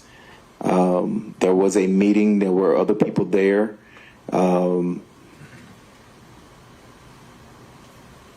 There were other people from the, I want to say DA's office there, maybe. Okay. Let's go back to the basics. Ms. Willis came to your offices, together offices, on a couple different occasions. I recall Miss Willis coming to my office at least twice. And on at least one of those occasions, or you tell us, did Miss Willis meet privately with Mr. Wade in his office that you observed or heard? I can't recall. You can't recall. No. Did she ever meet with you in your office? Miss Willis now. Privately in my office? No. I've never met privately in any office with her outside of signing this contract. Did Mr. Wade, prior to November 1st of 2021, ever talk to you about socializing with Miss Willis? I can't recall. You can't recall? You're asking me if he ever mentioned to me that he socialized. With Miss Willis, correct. And I'm saying I cannot recall if he socialized with Miss Will, if he ever mentioned to me that he socialized. Did he ever mention to you that he ate or went out to dinner with Miss Willis? Again, time period before November 1st of 2021.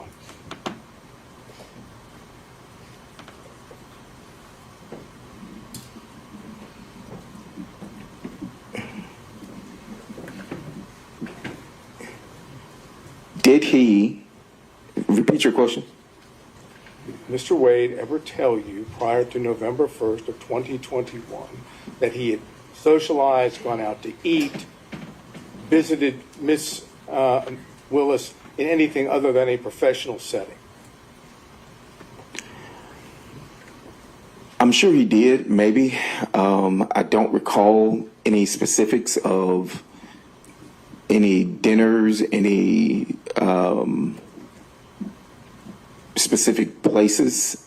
It's been 3 years ago, the time frame, but I do not recall at this time whether or not he ever mentioned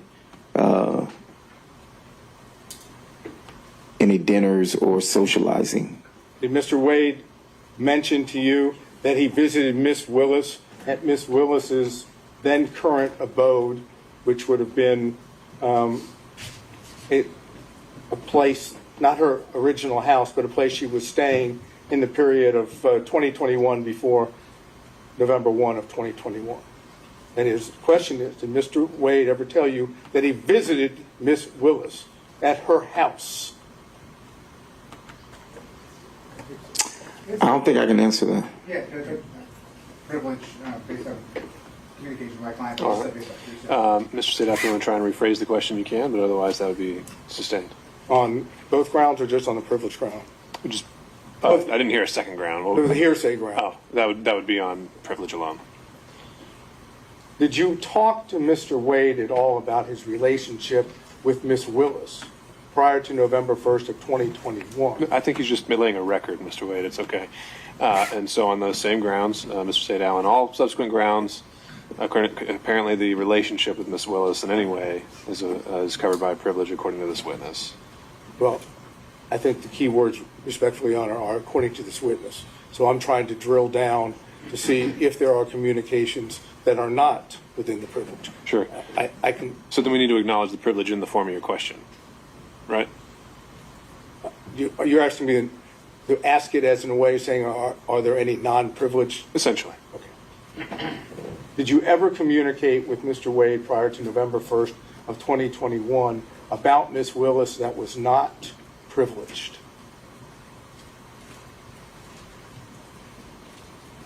I mean, we discussed this contract, but This contract doesn't help. You have to give me a exhibit number, please. you said before November 2021? Yeah, November 1st of 2021. Before November, this contract for 1/25/21 is before that. So, I mean, we discussed this contract. Okay. And if I remember This- correctly, when again, just give me that exhibit number so we can reference it. Exhibit 23. Okay, hold on would have 1 second. On Exhibit 23, did I understand you to say that it was Mr. Wade that effect brought you and Ms. Willis together for the contract?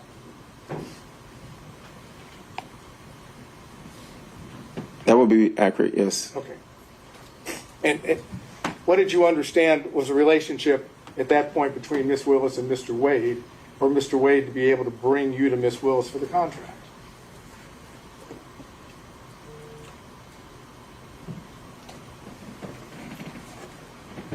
It's not a hard question. It's No, fairly I'm simple. just, state that again? Mr. Wade is the one that basically says to you, go see Ms. Willis about this contract, right? Mm-hmm. That's a yes, correct? Yeah, Mr. Yes. So Mr. I Wade apologize. had to have some knowledge, you would assume, Yes. right? That you going to Ms. Willis might bring you the contract, I right? never went to Miss Willis. So I stated I never went to Miss Willis. I was told about that there was a potential contract, and that I was asked by Mr. Wade if I would be interested in doing that contract. Okay, my question to you is, what was the basis that you understood Mr. Wade being able to potentially offer you that contract on Ms. Willis's behalf? I'm going to object to that. That's a mischaracterization. Mr. Wade offered it to him. I think he said he expressed interest. And also, I don't see the relevance of this at all. So just in terms of relevance or phrasing, I'll overrule on those grounds. So the question that's standing unobjected to, Mr. Bradley? Can you repeat the question? You've explained to us how the contract Yes. came to you, correct? Yes. And my question is, what was your understanding of the relationship of Mr. Wade and Miss Willis for it to have been offered, or whatever word you want to use, for him to have said, expressed to you whether you had an interest in the contract? Privilege. All right. Mr. Evans has invoked privilege on my question, so Mr. Sadow, I think you need to clarify whether... Was it a privileged conversation that you had with Mr. Wade that let you know about the contract? Or, it was the relationship was the question you're focused on. Is the nature... No, I'm trying to do it in such a way, and I understand what the court said. Was the relationship that I asked you about just now between Mr. Wade and Miss Willis that gave rise to the contract? Did you know about that relationship as a result of an attorney-client communication? No, I knew of that through whatever work they did together as municipal court judges. That's And how did you know that? Who told you about the work that they did together as municipal court judges? Mr. Wade told me that they did work at some conference. Okay, now, this would have been something that Mr. Wade said, according to your time period, at the time that you were representing Mr. Wade, correct? Say that again? Ask that again? Mr. Wade would have told you what you just told the court after you had established an attorney-client relationship with Mr. Wade, correct? Yes, but when he told me of them being at a conference, I mean, I'm not understanding how relate. I'm trying to understand your question. Well, my question is basically, you had communications with Mr. Wade directly that Yes. were not attorney-client privilege, right? I've had conversations with Mr. Wade that were not attorney-client privilege, yes. That involved Ms. Willis, correct? I just stated that they were at a conference. I don't know whether or not that involved her or not. Well, if he's talking about her, that is, if Mr. Wade is telling you about Ms. Willis and Mr. Wade having met at a conference, right, then he's talking about Ms. Willis, correct? Yes, but he also told me about other people that he met at the conference. But he told you about Ms. Willis as well, correct? I think so, yes. So there were communications in which Ms. Willis was at least a topic that was not covered by attorney-client privilege, correct? This particular instance, I was told about a conference. And when were you told this? I can't remember the dates of the conference, but it was after. It would have been after the conference. Okay, well, I'm trying to get just the time period here. After the conference, I want you to understand from the record, I believe we've shown that the conference was sometime in October of 2019. Okay. So could you give us an idea, that being a fact, when you would have had this communication about meeting with Ms. Willis at the that is, Mr. Wade meeting Ms. Willis at the conference? If that's the conference that they were at, yes, then, I don't know how many municipal court conferences there are. I do know that at the time that I was in the firm, Mr. Wade was, he had some position with the municipal court. Yeah, right now my only question is time-wise, assuming it's October of 2019, when do you tend to remember? What's your best recollection of when Mr. Wade told you about? I can't remember because I didn't even remember that it was October 2019 until you said that. Okay. So you don't have a present recollection? I do not remember that, no. Had to be before the contract, though, in January of 2021, correct? That they met? No, that you were told about Mr. Wade and Ms. Willis meeting at the conference had to be before. Oh, yes, it would have been before that, yes. So what other communications did you have with Mr. Wade about Ms. Willis that are not privileged? We know of one, about the meeting at the conference. Are you suggesting that that's the only one you ever had about Ms. Willis that isn't? I cannot recall any. I cannot recall. You cannot recall whether there were any other communications that weren't privileged?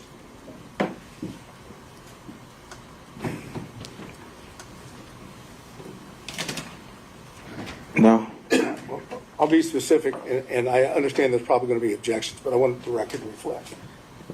Did you have a conversation with Mr. Wade prior to November 1st of 2021 about Mr. Wade dating Ms. Willis? Mr.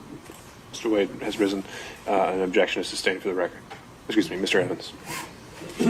Say that again?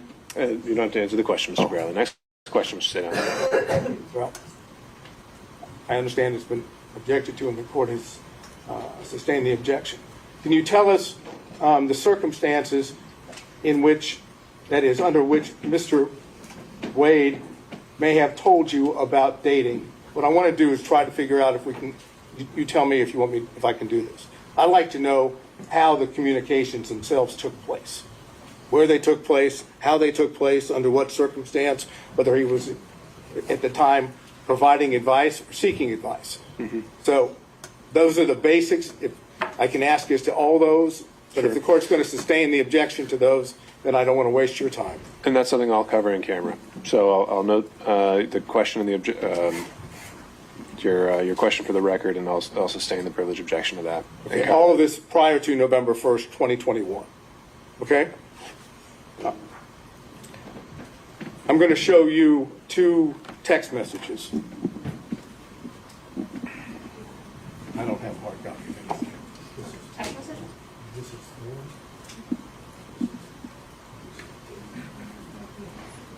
That one.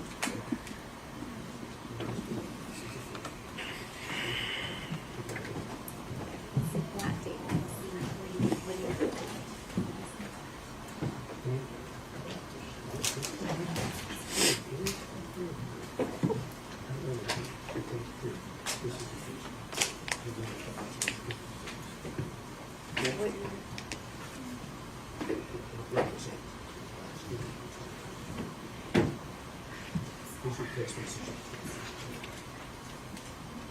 You want to get into the content?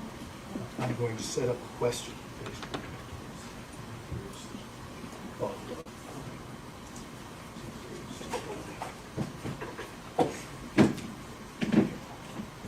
Okay, so I'm going to have objections. Of course you're going to have objections. I realize that. I want to be able to show it to him, and then I'm going to frame the appropriate question, and then you're going to object. We'll see where we are.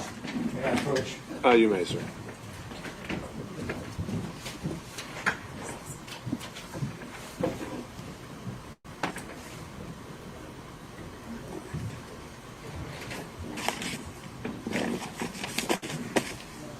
Look at this text message.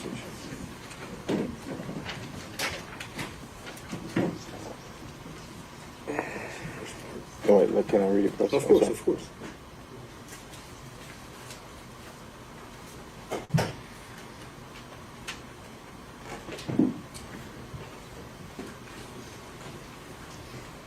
Okay.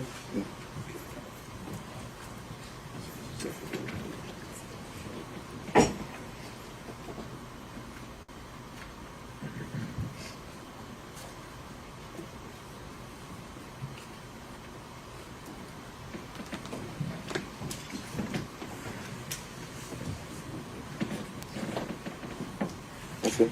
Okay.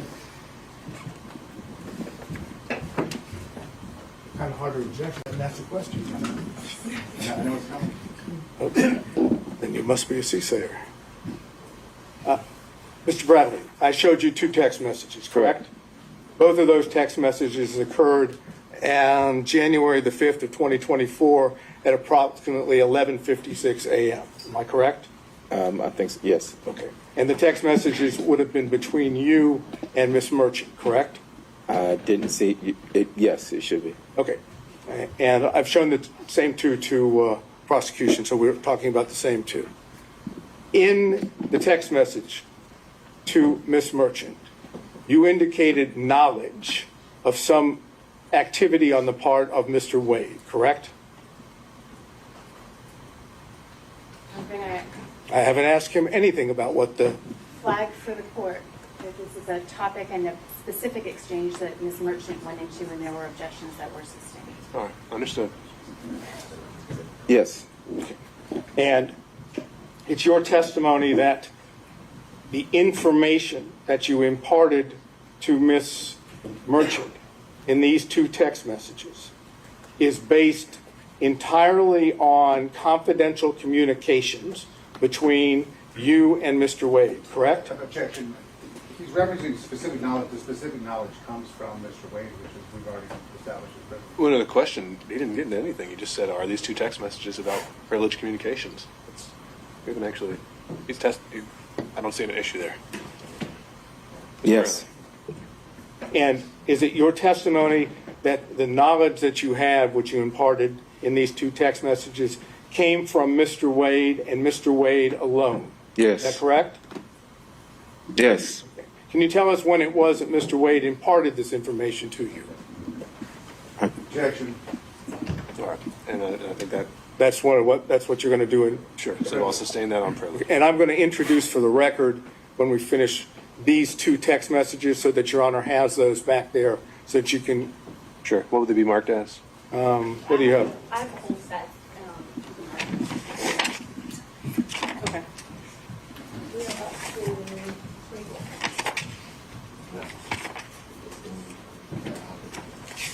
I'm going to go ahead and, Oh, the I contract. think you were right. And the new one will be 26. once I put a staple in it, I think it'll be Defense Exhibit 26. All right. You have to give me a real pen. All right, so this is marked and made part of the record as Defense Exhibit 26, but not necessarily for its. This is not Evidentiary admitted value. 26. It's for purposes of the court conducting the in-camera review. And put a staple in it here to make sure that you see it.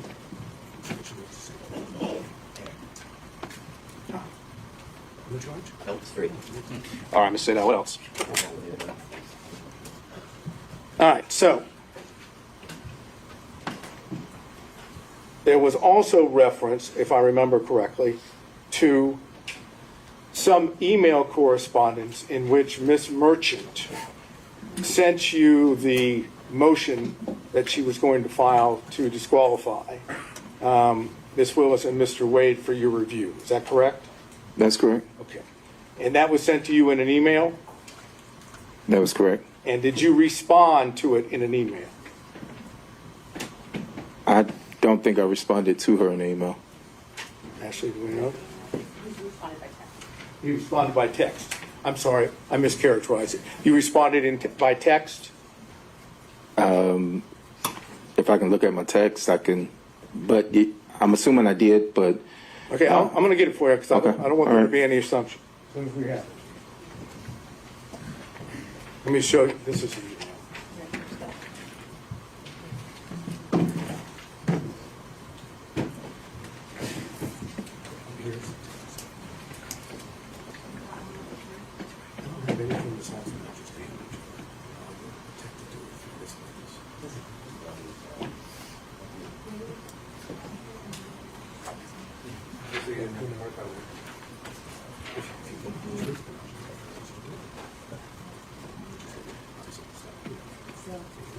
Is that what you're?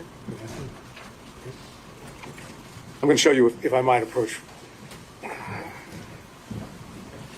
I made reference to an email that Ms. Merchant would have sent you about the motion she was going to file. If you look at this, does this appear to be the email that you received? It's dated January the 6th, 2024 at 10:25 a.m. yeah, I see it, the email, yes. That's the email that you received. Okay? Along with, obviously, the attachment, which is referenced. Yes. Okay.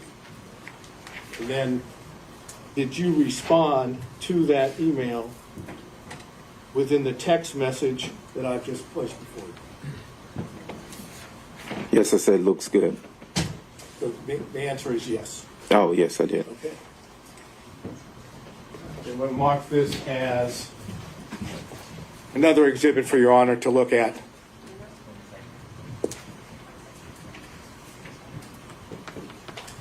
Since you love my tone, can I have a seat?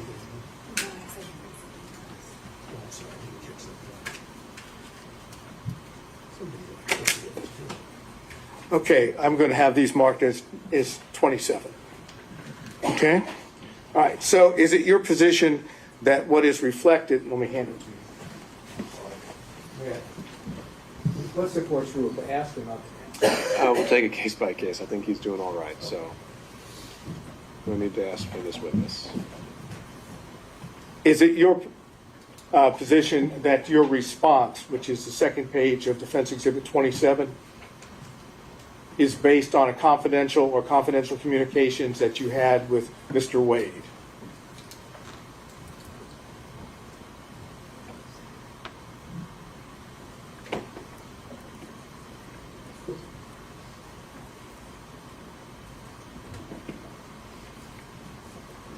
Do you want me to read the response? No, I'm only asking you, whether or not the response, you actually already said what it said. I don't want you to read it again. Is that response, based on confidential communications that you had with Mr. Wade? Objection, this is privileged and cumulative.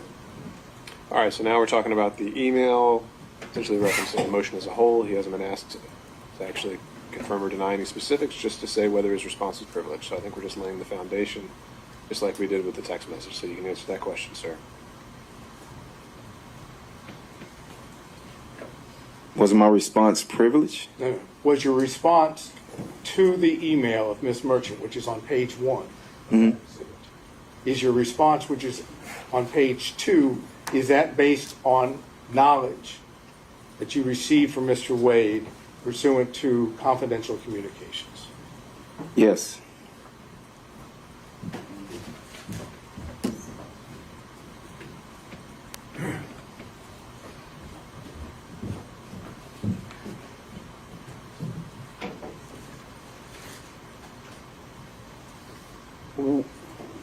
Have you discussed with the district attorney's office this case, your purported testimony? Of my testimony? Yes. No. At all? No. No prep, no conversations, no nothing? No. Have you given your attorneys, for this matter, did you give them permission to speak with the district attorney's office? Well, he can assert his own privilege, but that's kind of crazy. Is there a objection to be heard? Absolutely, this is Okay, privileged. sustained. Stay down. Next question. Do you know whether or not your attorneys shared privileged information with the district attorney's office? No, I don't know what my attorneys shared or didn't share. I don't know if they even met.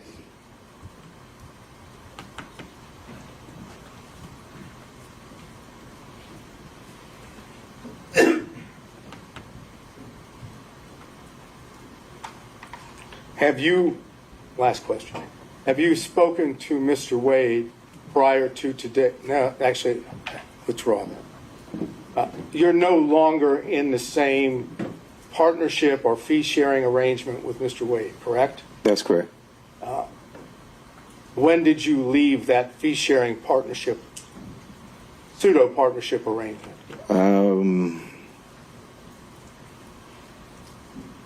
I don't remember the hard date, but maybe sometime like July, August of 2022, I think. Okay. And what was the reason for the partnership or the fee-sharing arrangements? What caused the separation? I wanted to leave and go out on my own. And that's the only reason?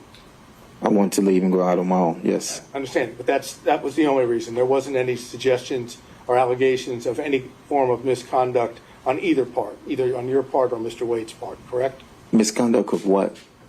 Trying not to get into specifics. Was there any allegations made of suspected misconduct on your part or on Mr. Wade's part? That's a fairly simple question.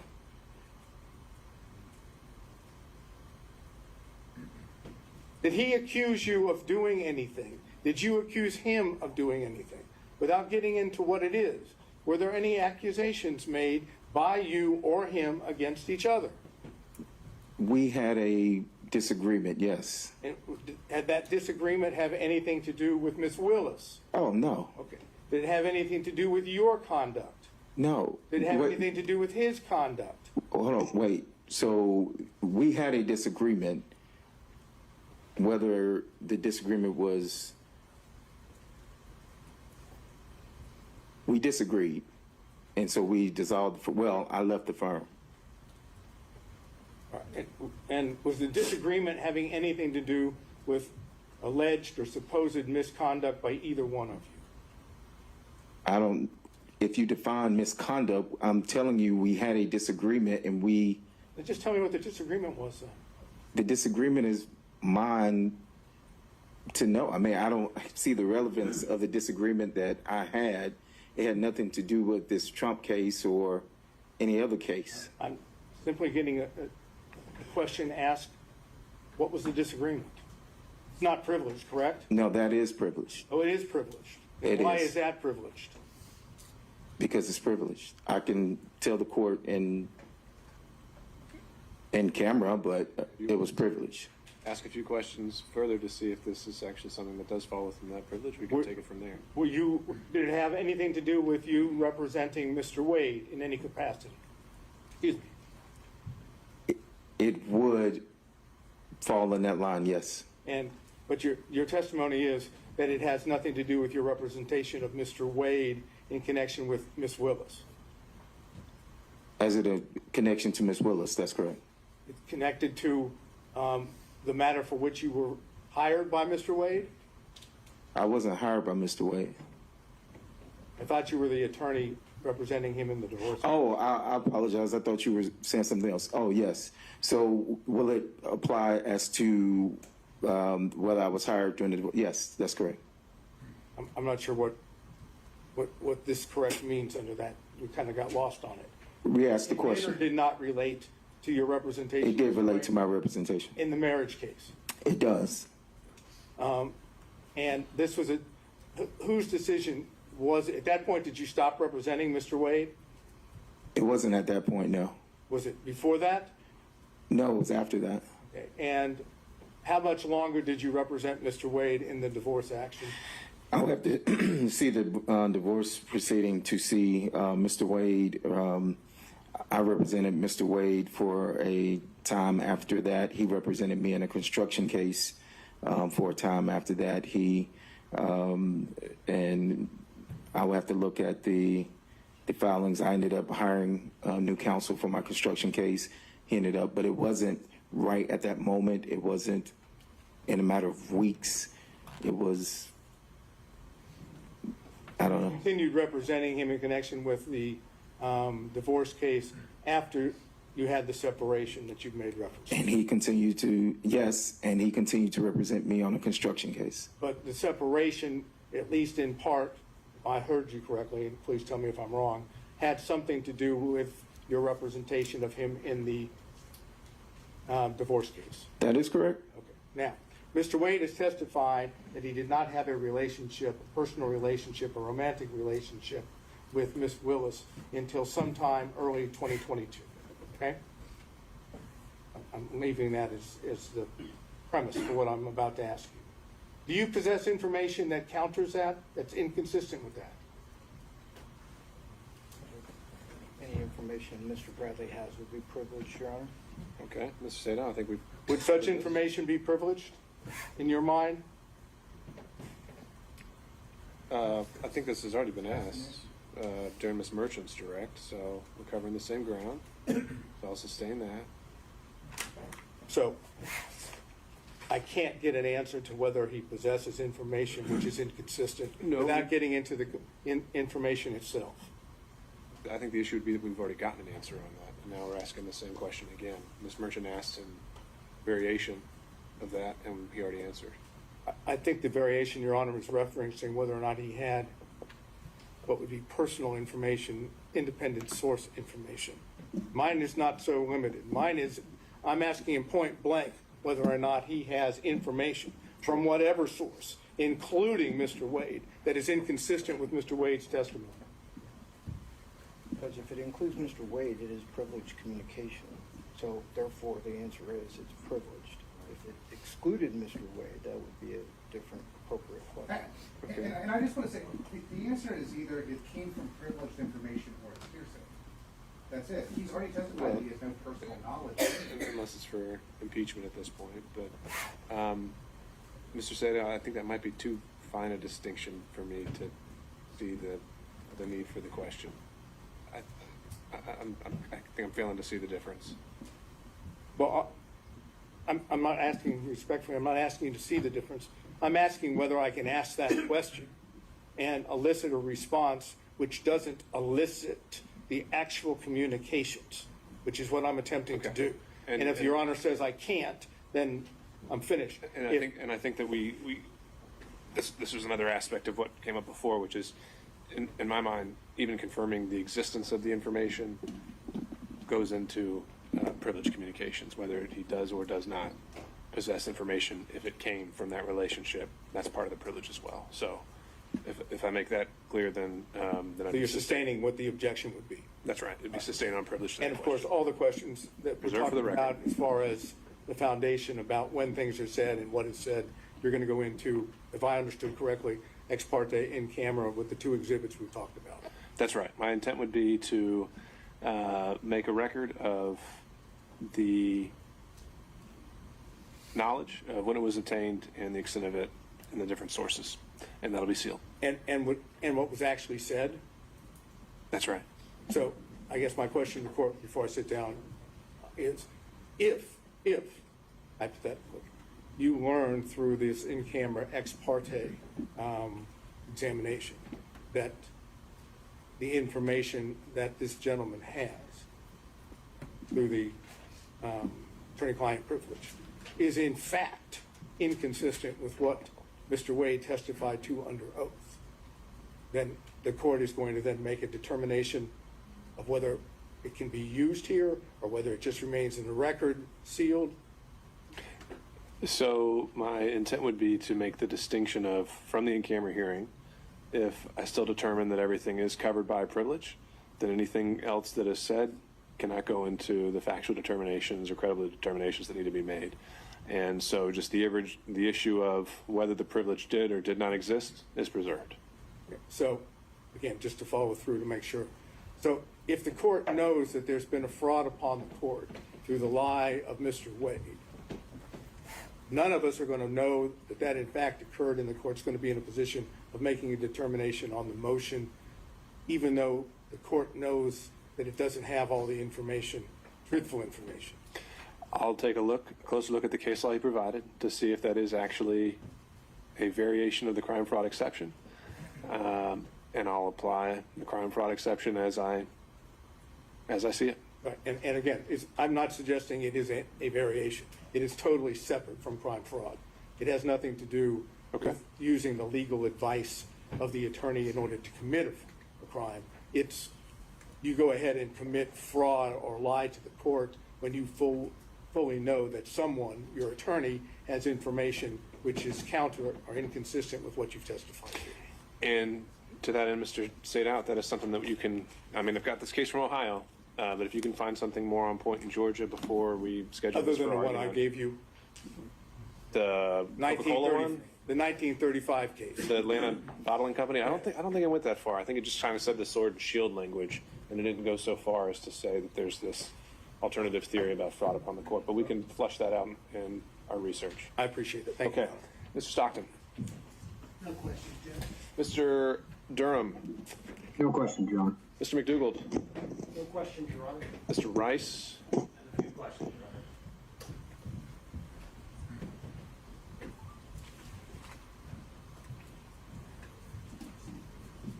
Honor. Mr. Bradley, you were counsel for Mr. Wade in the divorce case when the interrogatories were initially served on opposing counsel on or about December 27th of 2021, correct? That's correct. And you were also counsel for him when the amended interrogatories were served on May 30th of 2023, correct? That's incorrect. So you ceased representing him sometime before May 30th of 2023. That's correct.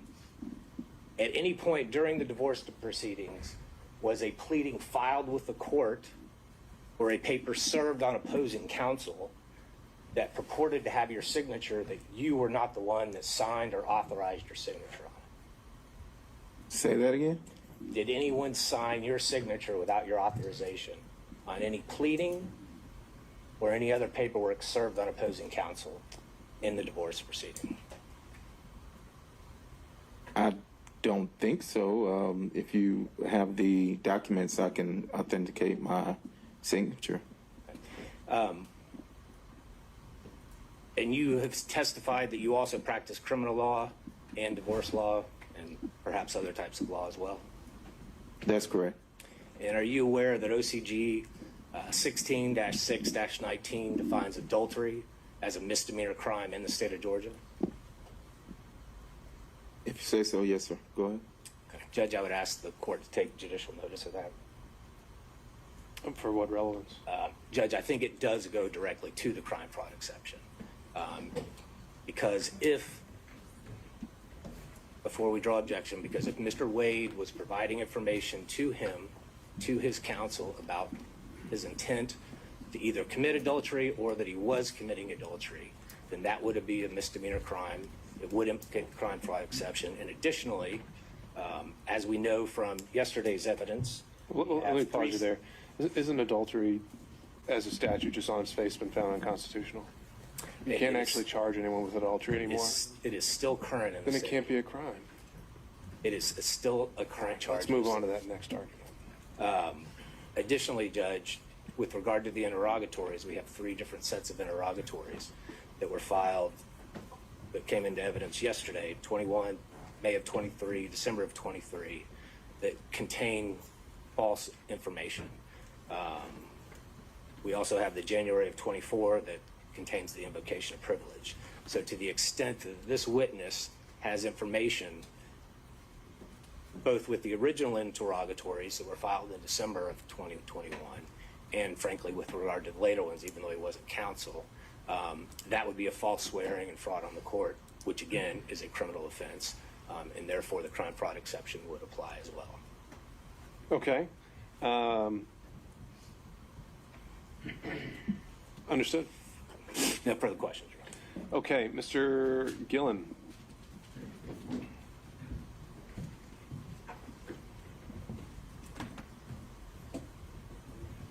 Good afternoon, Ms. Bradley. Good afternoon. Been a long day. When did you sign your engagement letter with Mr. Wade to represent him in divorce proceedings?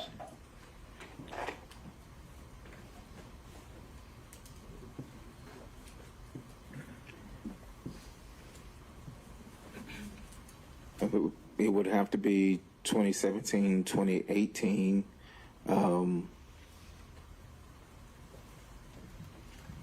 Same time frame, 2017, 2018. So did you sign or have signed an engagement letter to represent him, or are you just speculating? I can't recall. I mean, we were in a, we shared space. I can't recall if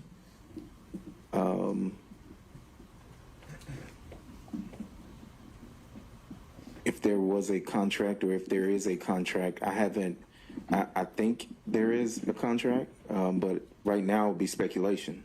Right now, sitting here, you do not know whether or not you had a signed engagement letter with Mr. Wade discussing the parameters of your legal representation of him. Isn't that correct? That's not correct. I mean, I can't say. I don't have my files or anything with me. Well, sitting here, you do not have specific recollection or knowledge that you even had an engagement letter to represent him. Isn't that right? I think I had an engagement letter, but I do not know specifically if I had an engagement letter. Well, when did you open a file? Did you open when you represent someone, you open a file in your office? And when did you open the file on Mr. Wade? I am going to object to the relevance of this line of questioning. There has been no dispute from either the attorney or the client that there was an attorney-client relationship. And so I object to the relevance of the circumstances under which that engagement began, because as Mr. Gillen knows, that's not a factor in determining whether there was a true attorney-client relationship. Well, Your Honor, it's not just up to Mr. Wade and Mr. Bradley, it's up to the court. I agree with you there, Mr. Gillen, and so I'll give you a little bit of leeway, but I don't think we could spend too much time on this. No, so okay, we'll see. Your Honor. Now, did you or did you not open a file in your law practice with Mr. Wade's name on it, yes or no? Yes, I had a file with Mr. Wade's name on it. When did you open that file? I'm assuming 2017, 2018. I can't tell you the exact date. I've said that 3 or 4 times. Well, let's approach it from another angle. When is the first invoice that you sent to Mr. Wade for your legal representation? I didn't send him an invoice in that capacity. So what we have here is you're not knowing whether you even have an engagement letter You don't know whether you actually even billed him, correct? I represented Mr. Wade. I signed the documents that we filed. I filed the documents. There's depositions that I had with the divorce attorney that was representing his wife.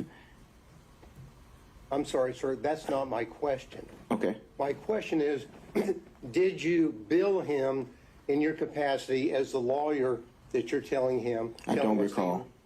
As a matter of fact, did you have any invoices where you billed him on an hourly basis? I don't recall. And the answer really is no, isn't it, sir? I don't recall. And the reason why it's no, isn't it, is because what happened is that you and Mr. Wade were in a law practice together, and it was a very small work environment, correct? It was a work environment, yes. A work environment where you and him would meet and talk literally every day, correct? Not every day, no. Well, almost every day. Not almost every day. I stated earlier that I ran one side of a practice. Mr. Wade did, and we rarely were there at the same time. I stated that earlier today. So, well, just give us totally how much money you got for representing Mr. Wade in this since 2017 or whenever you told us up until you dropped off the case in 2023. I don't recall. Would the answer be zero? I do not recall. Well, you would know whether he got paid or not, wouldn't you, sir? I do not recall. So you don't recall whether you as an attorney got a single dollar to represent Mr. Wade, correct? That's correct. Because you really did it as a friend, didn't you? No, I did it as an attorney. Well, an attorney that wasn't being paid. You were doing it pro bono for a friend, weren't you? I'm going to ask me. All right. So I'm going to sustain that, Mr. Gillen. I think the law is clear that money doesn't even have to change hands for that relationship, and I'm making a finding based on the evidence that's already been presented, namely the fact that he signed pleadings, attended depositions on Mr. Wade's behalf, that attorney-client relationship did exist at some point. I was just laying the foundation to the circumstances in terms of the non-billing from the 2017 period and whether there was really an attorney-client privilege there. That's what I was trying to do. Okay.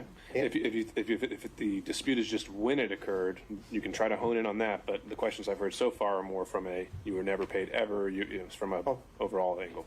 Well, from 2017 until November of 2021, you didn't receive a dollar from Mr. Wade for your supposed or your representation of him, correct? I don't have the file in front of me, and I do not recall. Okay. And the reality of it is, as I mentioned or asked you a few minutes ago, is that it was a small firm, and you were doing him as essentially a favor as a friend and as a law partner, correct? No, I was representing him as an attorney. Were we in the practice together? Yes. And were we, or are we friends? I mean, we were friends at the time, yes. Well, you were friends and law partners, correct? Yes. And in a small firm, and I know because I'm in a small firm, people will sit around the office and talk about their social life and what they're doing, correct? Correct? If that happens in your small firm, yes, yes. Well, that doesn't happen, or did it happen in your small firm? The witness has been asked very specific questions about conversations about socialization, and we've gone on through it, so I think this is asked and answered. All right, I'll let him answer this one question. Overruled. Repeat the question. Well, did you in your small firm have occasion to where people would sit around and socialize and talk about what was going on in their lives as opposed to merely talking about the law? Yes. And you had those conversations with Mr. Wade as a friend on a social basis, didn't you? I assume we... Objection is going back into the privilege communication. Not yet, but it might. I assume, yes, we talked about sports. We talked about, sports a whole lot. You talked about life and about what was going on in your life and what was going on in his life, right? Right? Sometimes, very rarely, yes, sometimes. And that is what you do in a small work environment when you know people very well and you do favors for them, correct? I'm going to object. Yeah. All right. Sustain. Next question, Mr. Gillen. Now, in that capacity, didn't you have discussions with Mr. Wade about what was going on in his social life that had nothing to do with him asking you legal advice? Objection, to be more specific. I think he's just asked whether he socializes outside of legal advice. So I think you can answer that question. I did answer the question. I said we talked about sports a lot. And I'm asking, sports is one thing. The social life, did you talk about each other's social life, like Mr. Wade, and who he was dating? All right. So that'll be sustained on privilege. Your Honor, just for the record, I would state that my objection would be that the privilege only protects communications in furtherance of seeking out illegal advice, not talking about something that might be personal or confidential. And that's the distinction that I would draw. I think that's an accurate legal point. However, I think the witness has already been questioned and testified on this point. Thank so, you. Next question. Now, you got into the fact that you were the initial attorney on the divorce case, correct? That is correct. Now, did you and Mr. Wade, without getting into discussion, did you and Mr. Wade together prepare his responses to the interrogatories which were filed initially in the divorce case? I'm assuming we. Objection. He's asking about the interrogatory responses, preparation of the case in the divorce case. I mean, that's all covered under attorney-client law. Mr. Gillen? Well, I don't think it's attorney-client. Did they meet together? And when the interrogatory answers were filed, did he file them? And did he do that in concert with his client? There's nothing privileged there. Did they meet and work together, and that work taking the form of them talking back and forth to each other on the right responses? I'll change it a little bit. Did you review yourself the interrogatory responses given in the divorce case? I did. And whatever knowledge that you had when you were involved in the interrogatory responses, you had the knowledge of all that material or information that you had without getting into the content. Objection. You had all of that knowledge and Question. information. I'm sorry, let me get my question out That's what I before was trying to he say. objects. And when you filed those interrogatories, you had all the knowledge and information that you had obtained from Mr. Wade from 2017 up until the date the interrogatories were filed, didn't you, sir? Okay, so that's the follow-up question to that is going to be incorporating knowledge learned during communication. So No, I'm not going to have a follow-up question. I just want to know whether is that the case? When he filed the interrogatory forms, he had all of the information that he had discussed with Mr. Wade from 2017 up until the time. That's it. That's my final question. Okay. In which case, without doing that extra assuming link that he based his answers on those communications, it has no relevance. Well, it does in the sense that it shows what knowledge he may have had when he, the attorney, is filing interrogatory responses. That's what it shows. Okay.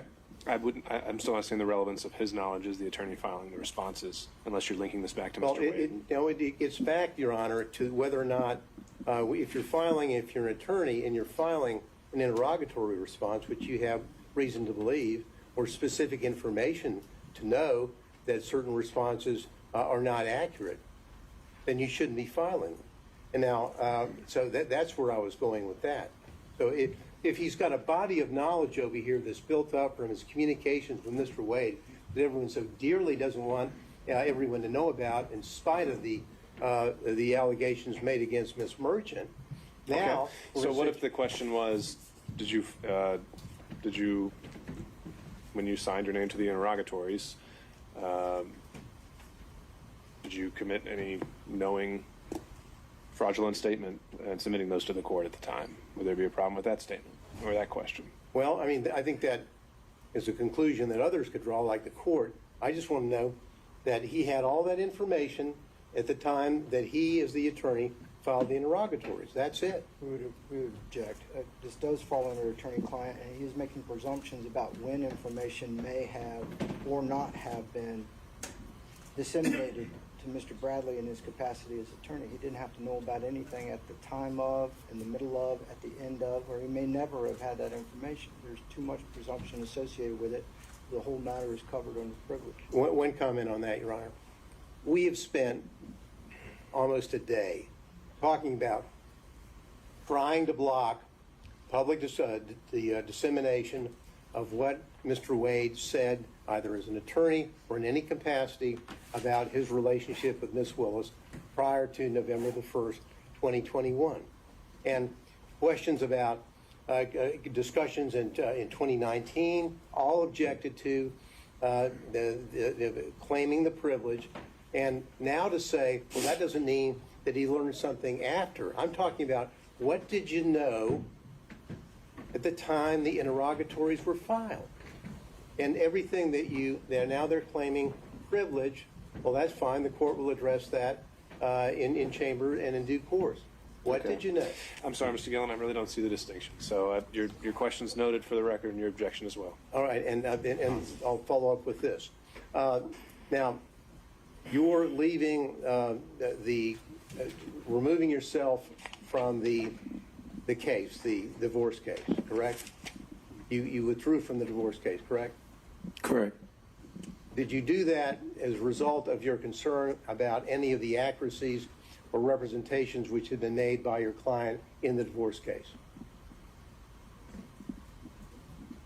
No. Okay, so that's going to cover communications during the relationship?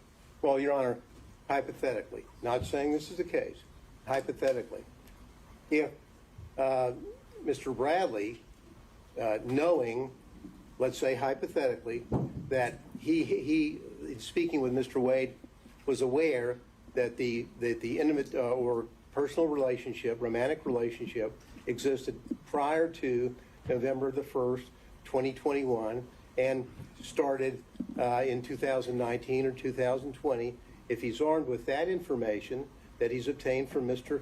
Wade, but Mr. Wade would want to insist on responding to interrogatories which were contrary to the information that Mr. Bradley would have, then I'm asking him whether he took steps as an attorney to say, I cannot be a part of that or countenance that, therefore I'm withdrawing from the case. Sure. I still see that as covering their communications. So I'll sustain that objection. All right. Well, thank you, Your Honor. That's all I have. Okay. Thank you, Mr. Gill. Thank you. Mr. Kacherov, are you still with us?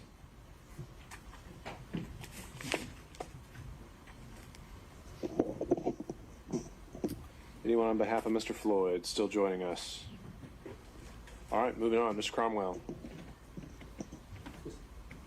Two brief questions, Your Honor. I think everybody's exhausted with this line of question, right? We're going, Mr. Bradley. When did you withdraw from Mr. Wade's divorce case? I don't have it in front of me. I don't have the file. Was it sometime in 2023? No, it would have probably been, 2023. See, I left in 2022. It could have been anywhere between July of 2022 and maybe December of. It wasn't. I don't have the accurate date, but it wasn't when I left, and it wasn't. Make it easier. Okay, all right. You were not his divorce lawyer at the time the interrogatory responses were filed in May of 2023. Is that correct? Oh, no, I was not. Okay, yes. And as of today's date, Mr. Wade is still a married man. Would you agree? I haven't kept up with the divorce proceedings, but I think they're still open. Okay. So, and if they're still open, that means he's still a married man. Yes, that's correct. So if the fact that in a pleading there is a reference to the marriage is irretrievably broken, that doesn't mean the marriage ends, does it? I guess you have to ask the judge that's handling the case. Well, it doesn't end until there's actually a divorce decree signed by a judge. Would you agree? I would agree. All right. Thank you. Okay, Ms. Cross, were you taking? I am, Your Honor, and I'm going to have a minute. My cross-examination might be a long one. So we can go for about an hour and a half. Can I have just a 5-minute break? Sure. All right. We'll be back in 5.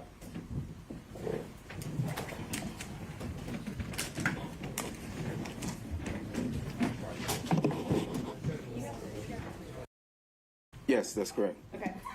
And I understood your testimony to be that any income that came into the partnership, when I say partnership, let me be more specific. You had an individual legal entity. Mr. Campbell had an individual legal entity. Mr. Wade had an individual legal entity. But y'all had a partnership agreement, right? Yes, but we didn't have that the entire time.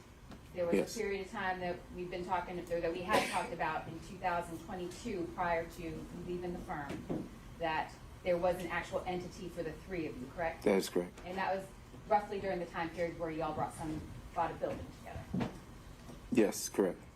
And it made things simpler, or for whatever reason, you decided at that time that a joint entity made sense to own that building, right? Correct. Okay. All right, but those contracts there, they're not with the joint entity, correct? No, they're not. Those are all with you individually, is that right? Can you take a look at 23, 24, and 25? Yes.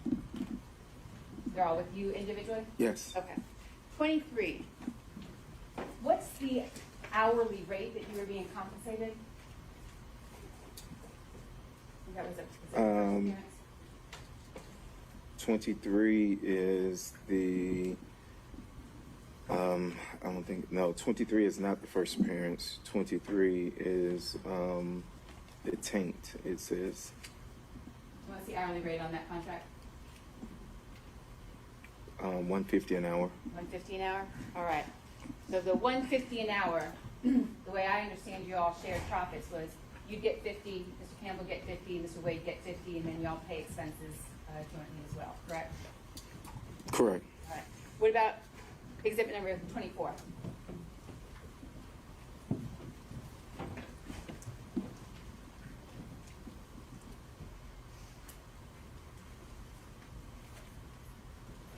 It seems to be the same.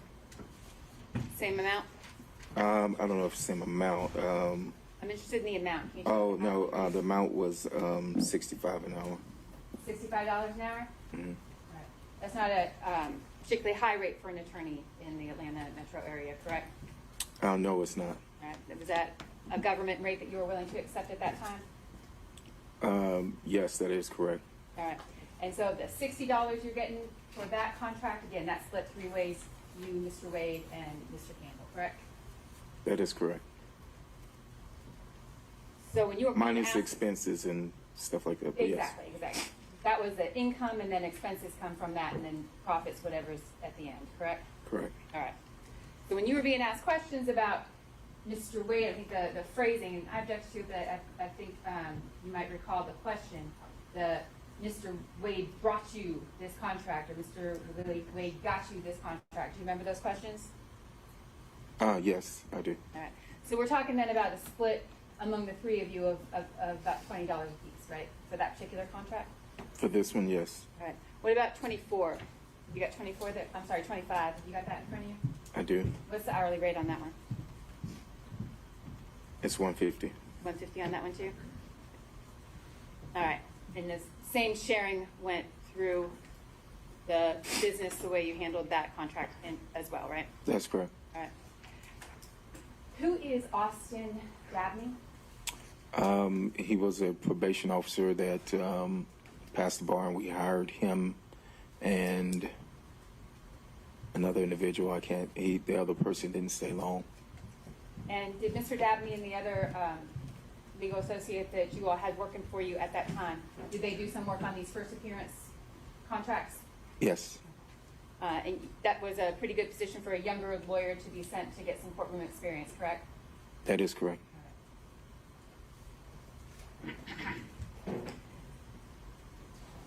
2020, you're aware that Mr. Wade had a serious illness during that time? I'm aware. And you and Mr. Wade, I think you described your relationship in a lot of details earlier about specific circumstances. But you were business partners in let's say up till the time you left in summer 2022, correct? That is correct. You were business partners up until that time? Yes, I said yes, that is correct. Okay. And while you didn't socialize together frequently, you considered yourself a friend of Mr. Wade at that time? Yes, we were friends at the time, yes. All right. You are no longer business partners. That is correct. You are no longer friends.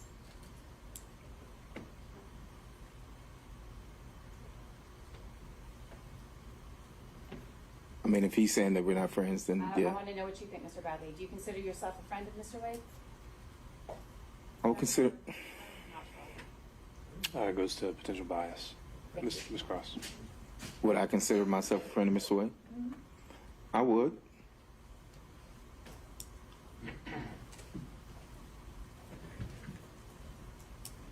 You were asked questions, Mr. Bradley, about the circumstances under which you left the firm. Do you recall those questions? I do. All right. And you left the firm. The firm remained the same as far as other employees, Mr. Wade, Mr. Campbell, as the named partners of the firm. You were the one who left, correct? That is correct. And you termed it as a disagreement. You recall answering questions as though you left due to a disagreement. Yes? Yes. And that disagreement was that there was an allegation of sexual assault by an employee made against you, correct? That is incorrect. There was not an allegation that you sexually assaulted one of the employees in the firm.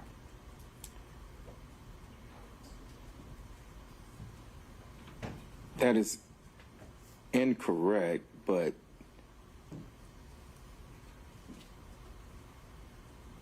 yes.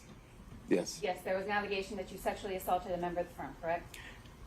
Yes, there was an allegation, yes. And as a result of that allegation, you left. I did. You were no longer business partners with Mr. Wade. That is correct.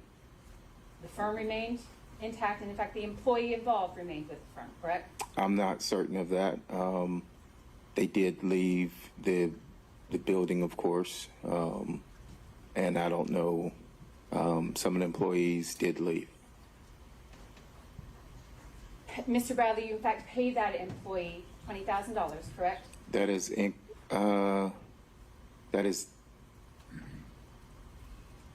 incorrect as far as what was. No. On or about the time that you left the firm, and on or about the time that the allegation of sexual assault was made against you, did you pay the person who had made the allegation of sexual assault any amount of money?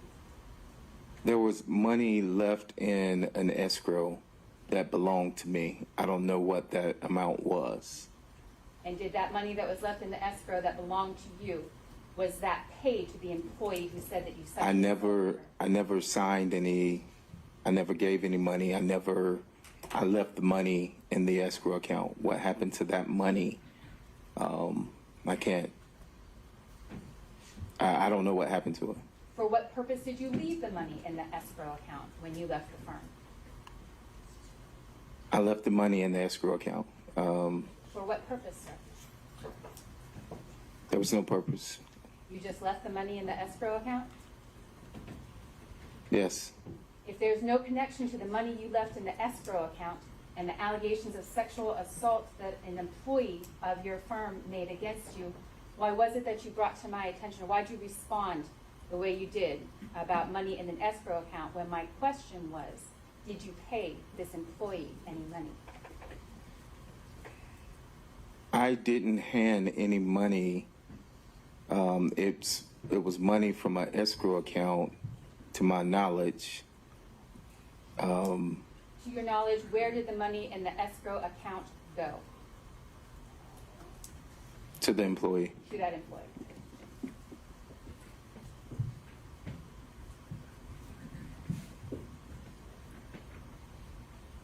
Was there one allegation or one incident of sexual assault with this employee, Mr. Bradley, or was there more than one?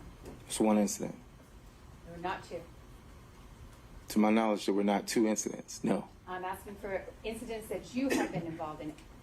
Were there two incidents where you sexually assaulted this employee? No. I didn't sexual assault anybody.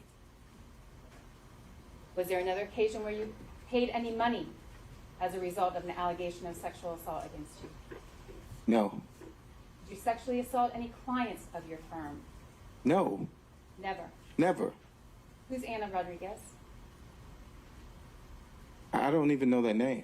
You don't recall a client named Anna Rodriguez? Anna Rodriguez? No, I do not. Never met her. I do not recall the name Anna Rodriguez. Your Honor, I would object to this. I'm not sure what we're trying to do here.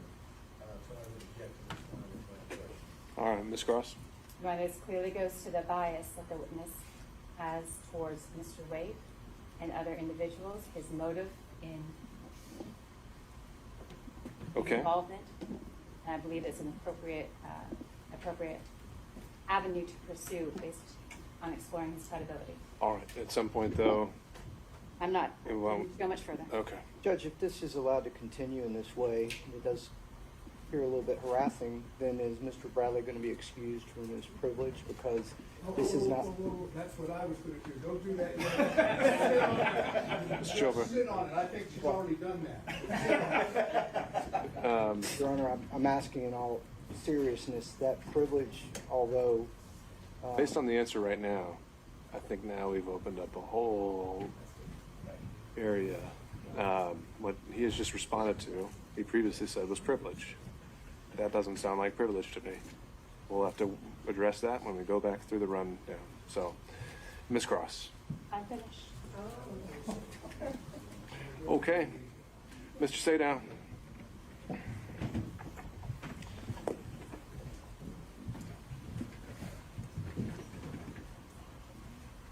You were accused by Mr. Wade of misconduct in the course of your representation of Mr. Wade, correct? I was not accused by Mr. Wade, no. Who accused you? Did Mr. Wade not, based on the questions were just asked, did Mr. Wade not bring to your attention these sexual assault allegations?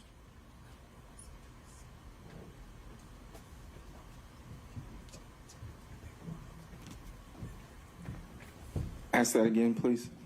Mr. Wade brought to your attention the sexual assault allegations that you've been asked about by the prosecutor, correct? Correct. And at that time that Mr. Wade brought those allegations to your attention, you were still the attorney for Mr. Wade, correct? Correct. And therefore, your conduct as an attorney, and the attorney at that time for Mr. Wade, was called into question by Mr. Wade's passing along to you allegations of misconduct, correct? I object to that. I don't think that's factually true. I don't know that that's not, I know that that is not legally true. The attorney-client relationship is of a matter. It is not vitiated by other instances or anything outside that matter. I'm not sure that that's accurate. He was accused by Mr. Wade, his client. Do you mind if I speak? I allowed you to speak. Mr. Sadow. Mr. Wade accused this gentleman of misconduct in the performance of activity while he's an attorney working with Mr. Wade and representing Mr. Wade. Those allegations of misconduct open up the question of whether or not he can defend himself by now discussing his confidential communications with Mr. Wade in connection with the representation as well as the allegations. That's the position of the defense. Understood. So what is the question you're putting? My question I'm going to ask you now is, tell us what Mr. Wade told you about when he began his relationship with Ms. Willis. All right. So where I think we are with this is that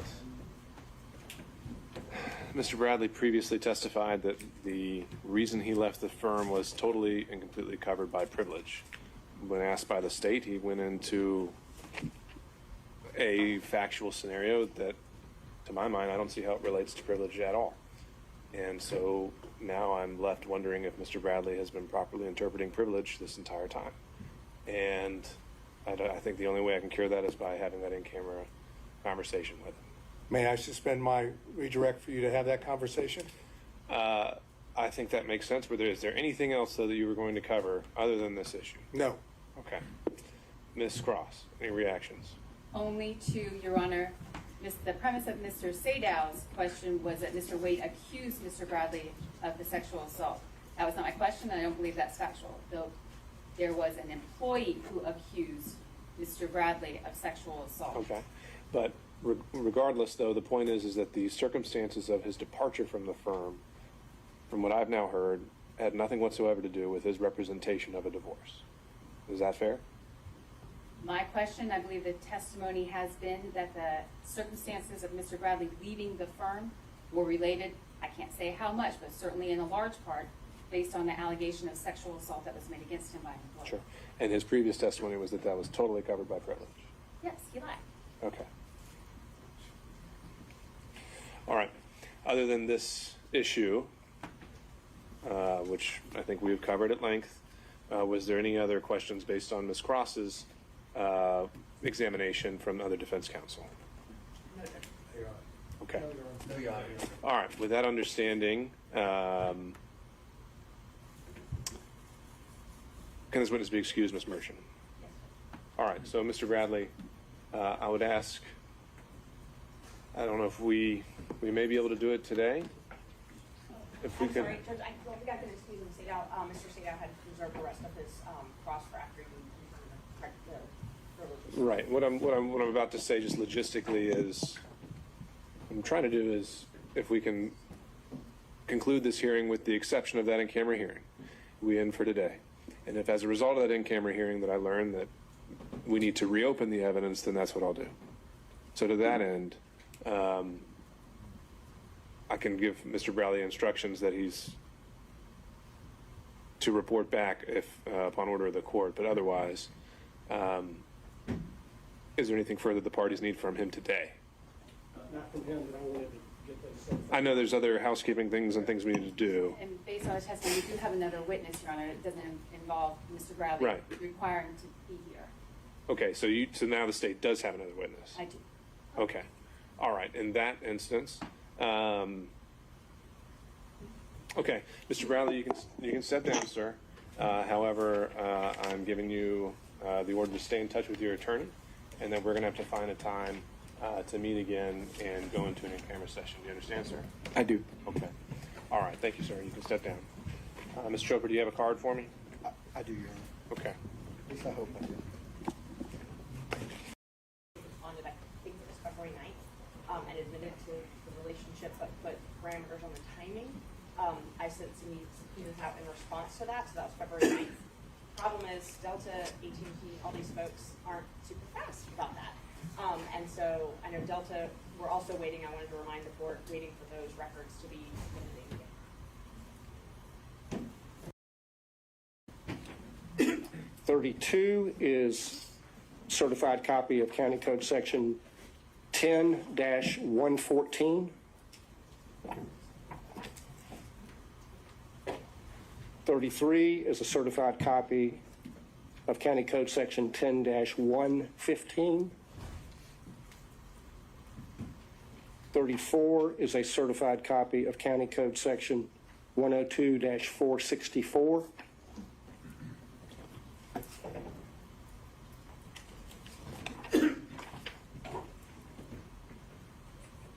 35 is a certified copy of County Code Section 102-465. 36 is a certified copy of County Code Section 102-466.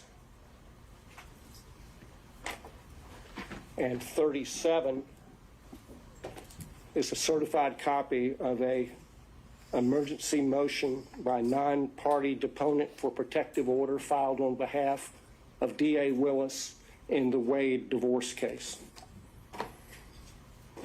Okay. Ms. Cross, objection to defense exhibits 32 through 37. I object to their relevance, and I will take I would take opposing counsel's representation that the pleading is complete and accurate as it was filed, and object to the relevance of that as well, but not the authentication. Okay.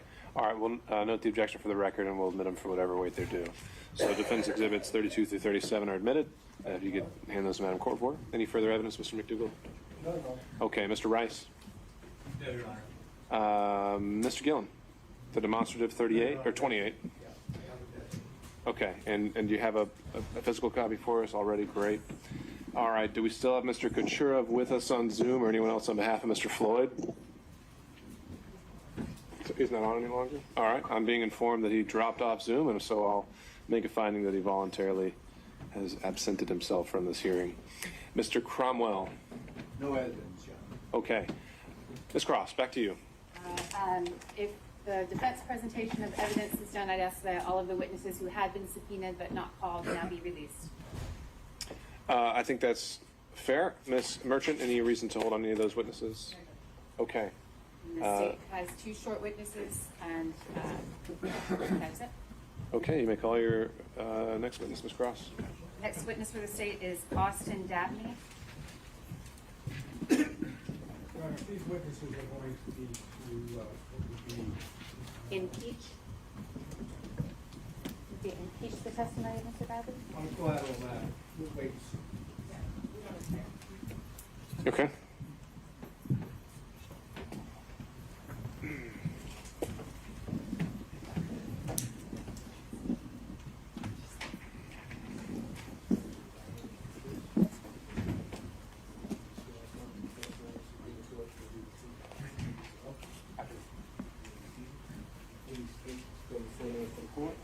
Yes, my name is Austin Dabney. That's AUSTINDABNEY. Good afternoon, Mr. Dabney. Good afternoon. I want to direct your attention, well, first of all, how are you employed? I am employed right now. I have my own firm. You're a lawyer and you've got your own law firm? That's correct. All right. I want to direct your attention to 2021, 2022. What was your employment at that time? Yes, I was employed with the Wade Bradley Campbell firm. And that's Nathan Wade, Terrence Bradley, and Chris Campbell? That's correct. All right. And what did you do in that firm? I was an associate attorney. All right. And don't need a whole lot of detail, but generally speaking, who in the firm did you work for? What kind of matters did you handle? Well, I believe I worked for all of them equally. They would all give me tasks to do, which court dates to go to, what cases to work on.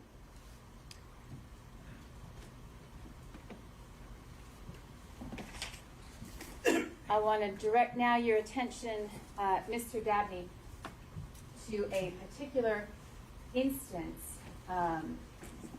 Did you have occasion at any time to go to a club with Mr. Bradley? Could you repeat the question? Yeah. Did you have any occasion to go to a club, a nightclub or a bar situation with Mr. Bradley? Yes, I have. More than one time? More than one time, yes. The time that I'm going to direct your attention to, we spoke about a little earlier today. Do you recall any instance, Mr. Dabney, where Mr. Bradley, where you witnessed Mr. Bradley sexually assaulting him? Your Honor, I object to this. Okay. Specific instance of Sure. impeachment is improper. All right, how is this not extrinsic evidence of a collateral matter, Ms. Cross? Maybe ask a better question. My question will be if this witnessed Mr. Bradley sexually assaulting another employee of the firm. But same subject matter. How is that not issue on a collateral matter for impeachment? I think it's not a collateral matter. Your Honor, the witness denied it. I think it is highly relevant. I think that it goes to the witness's credibility and his denial here this afternoon that he committed the assault. There's a witness I will proffer to the court who has firsthand knowledge and witnessed the event. And so I think that's highly relevant to both Mr. Bradley's credibility and to the proceedings that we've had for the last 2 days. Still object, Your Honor. Oh, I understand, Mr. The attempt to impeach Mr. Bradley, they have to live with whatever answer he gave. They can't have a sub-trial and with the extrinsic evidence of the conduct here. So we would object. Right? 24-6-608.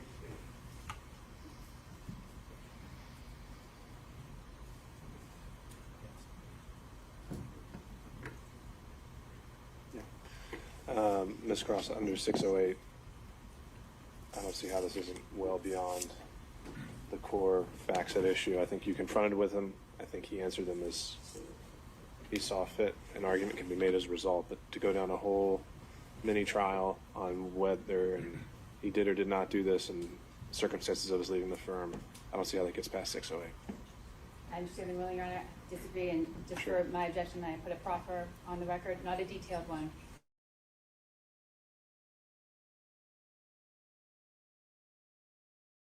I'd like to make it clear that the sexual assault I'm referring to was the same employee that I asked Mr. Bradley about. I just wanted that to be clear. Okay. All right. Understood. Is there anything else that is relevant to this witness? Given the court's ruling, no. All right. Questions from defense counsel?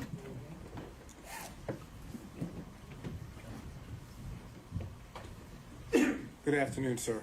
Good afternoon. When did you start working at the law firm? I believe I started working, to my recollection, in March 2021. Okay. And at that time, do I understand that there was what I would call a three-way partnership or sharing arrangement at the law firm? I'm not aware of any sharing arrangements that they had, but it was the Wade, Bradley, and Campbell law firm. And did you work in the law firm office on a daily basis? I did. And during the time period you were there for the remainder of 2001? That is, you worked from March of 2001 at least to the end of 2001, correct? I didn't even have a bar license in 2001. I'm sorry, 2021. It's a little late. From March of 2021 to the end of 2021, correct? That's correct. Okay. During the time period that you were working at the law firm, did you see Fani Willis? During my time, could you repeat the In question? that time period between March of 2021 and November 1st of 2021, did you see Miss Willis? I may have recalled one instance where I saw her in passing. And when you saw her, was she at the law firm? That would be correct. And do you know who she went to visit? I do not know. You didn't see her go to Mr. Wade's office? I do not recall. Did you ever talk to Mr. Wade about Fani Willis?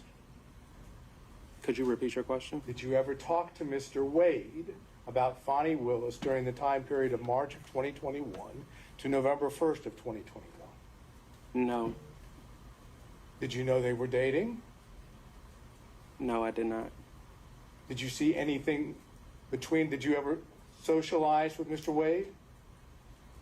As far as being an employee, yes. Well, I don't know what that means exactly, but did you ever go out to eat with Mr. Wade? On occasion, he would take the office out to lunch. Beyond that, did you ever go to a nightclub or drinking or any of that with him? No, I did not. Okay, so whatever relationship Mr. Wade had with Miss Willis during this time period, you don't have personal knowledge, correct? I do not have any personal knowledge. Okay. Thank you very much for being here. Thank you. Any other questions from defense counsel? Mr. Stockton.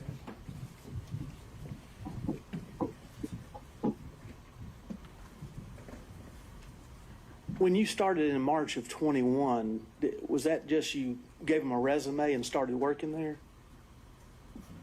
I don't understand your question.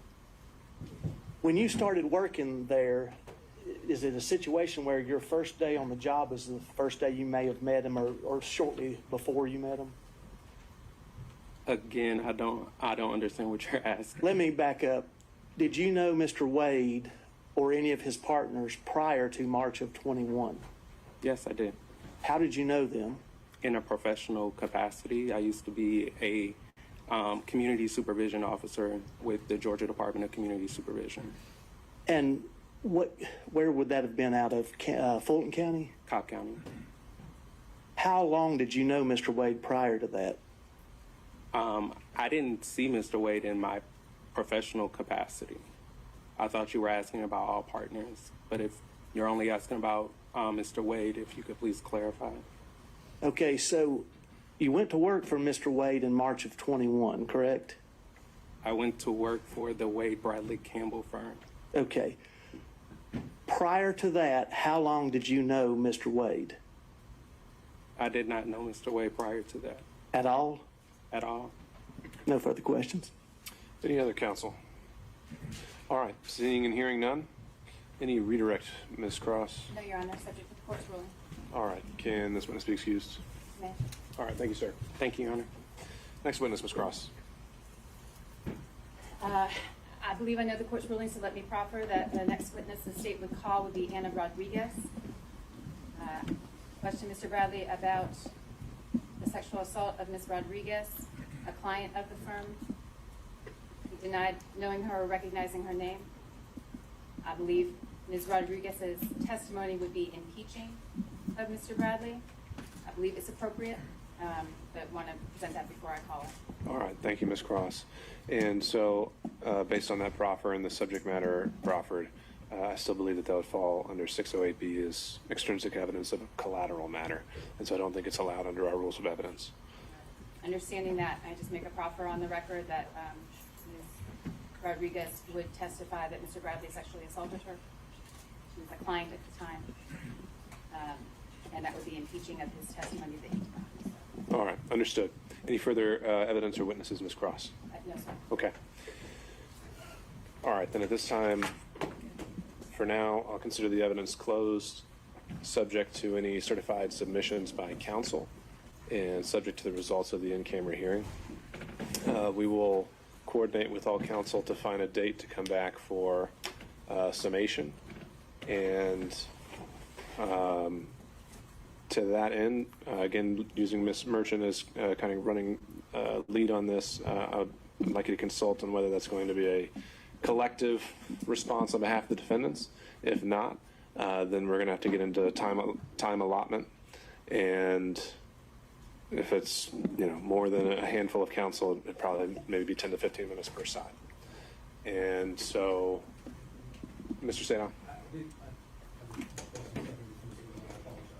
When did you say this might happen? We'll follow up by email so we can coordinate with everyone's schedules. I want to make sure we have our same court reporter as well, so that the record is all in one place. And I know we have a lot of schedules to coordinate, but looking at either late next week, as in next Friday, or the following week. And would we at least have the opportunity to get a transcript before we do that? I think that's probably highly unlikely, but we'll see. It's just that would require a rush, and I know again we're at a shortage of court reporters, but I think there are other means you can refer to the evidence with confidence as to what was said. All right. Ms. Merchant. Okay. You said next Like I said, we will. We're gonna follow up with scheduling. Your Honor, Mr. Gillen. the argument would be on this hearing, And also on the forensic. yeah, any other claims brought in any of the filings regarding forensic misconduct, this whole line of questioning. All right. Any other questions from defense counsel? Anything from the state? Your Honor, we would just ask that we be allowed to submit a brief as it relates to the rulings that you just made as relates to the objections by defense counsel under 607 and 6021 was the impeachment by contradiction, which in the state's understanding would allow the use of extrinsic evidence to impeach the specific testimony here of Mr. Bradley. So we're just asking for leave to provide a brief and have the court to further consider your ruling. Well, if you still got your witnesses here and you think you've got a better legal argument, I'm willing to hear it. You said 607 and 608. 607 and 621.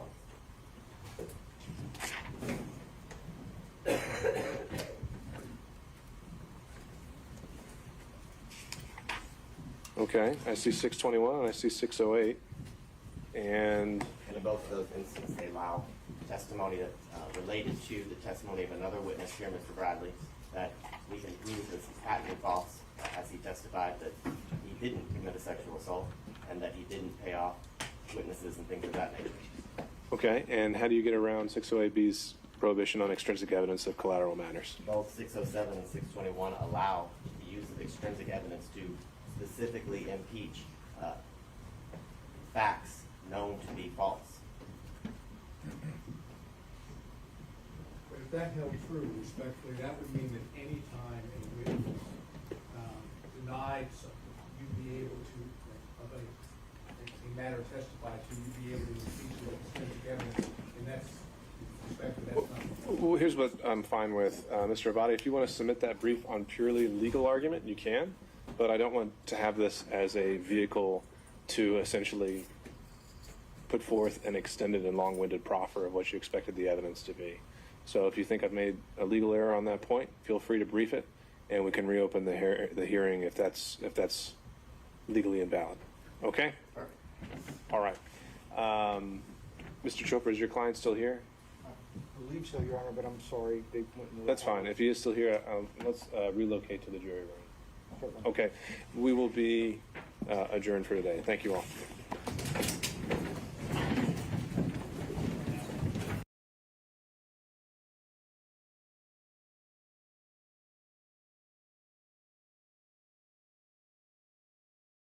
Well, that was a bombshell. You know what? I know they're trying to impeach Bradley. He was lying. You know, he was lying throughout the whole process. I think he did not want to open up a can of worms of why he was fired or why he left the firm. I was thinking something Wade did, that's why he left the firm and was dropped from his case. But it seemed like both of them had a mutual disagreement. Anywho, Fani Willis' team was trying to discredit Bradley, you know, because they knew that he had some evidence, or he was privy to some knowledge about Wade and Willis affair. And I think it's gonna is gonna blow up in their face. Fani Willis, I think the judge is gonna actually rule in Michael's Roman's favor, really. Yesterday I said I didn't see a smoking gun, but today it seems like they opened up a can of worms, and it seems like they were having a relationship prior to Wade getting hired. So you guys put in the chat, let me know what you think. I think they actually laid the groundwork to say that, yeah, Wade and Willis had this affair prior to him getting hired. And they could even further stretch it. Wade and his whole law firm profited from Wade's extramarital affair with Fani, because his whole law firm profited from that. So like I said, you guys put it in chat and let me know what you think. That was it. It seems like they're not gonna come back until next Friday, but we'll see. We'll play it by ear. If they actually schedule a court date, I'll make sure I'll stream it prior to then, and I'll let you guys know.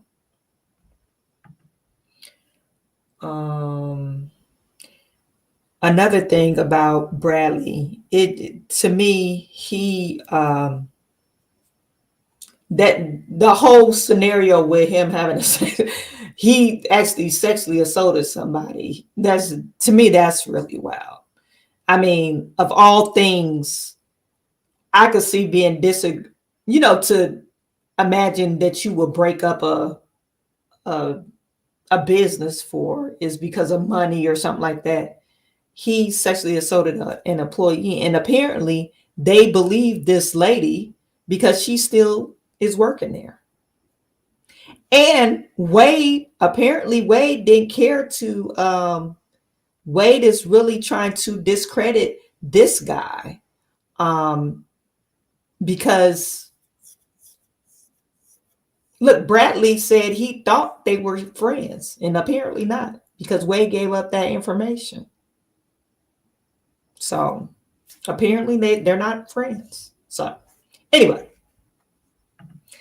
you guys, thank you all for being here. I really appreciate every single last one of you.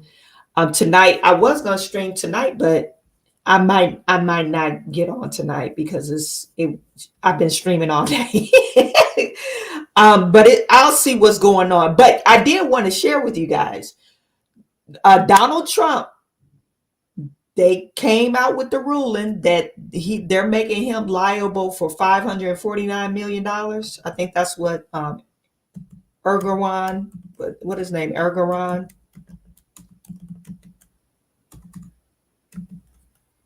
Let me just pull it up. Trump's ruling.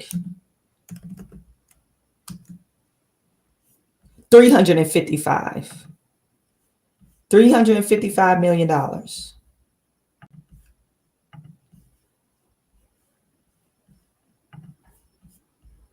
Judge orders Trump and companies to pay nearly $355 million in civil fraud trial. The judge has ordered Donald Trump that his companies pay that much. And he will also have to pay millions in interest on that money. Will be barred from serving as an officer or director in New York Corporation or other legal entity in the state for 3 years. Cannot apply for loans from any financial institution registered in the state for 3 years.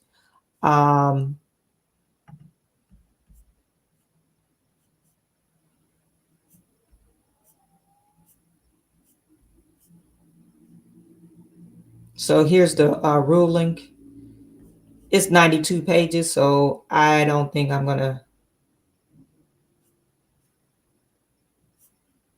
They're saying they cite common fraud, and I'm pretty sure they're going to appeal it because this judge was very biased. They couldn't present evidence, just like they were biased in that case where, you know, that lady sued him civilly because she claims that Donald Trump sexually assaulted her.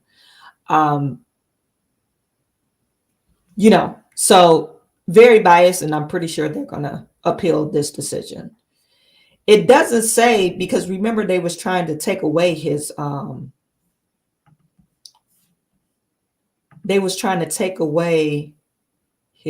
property and put it in conservatorship.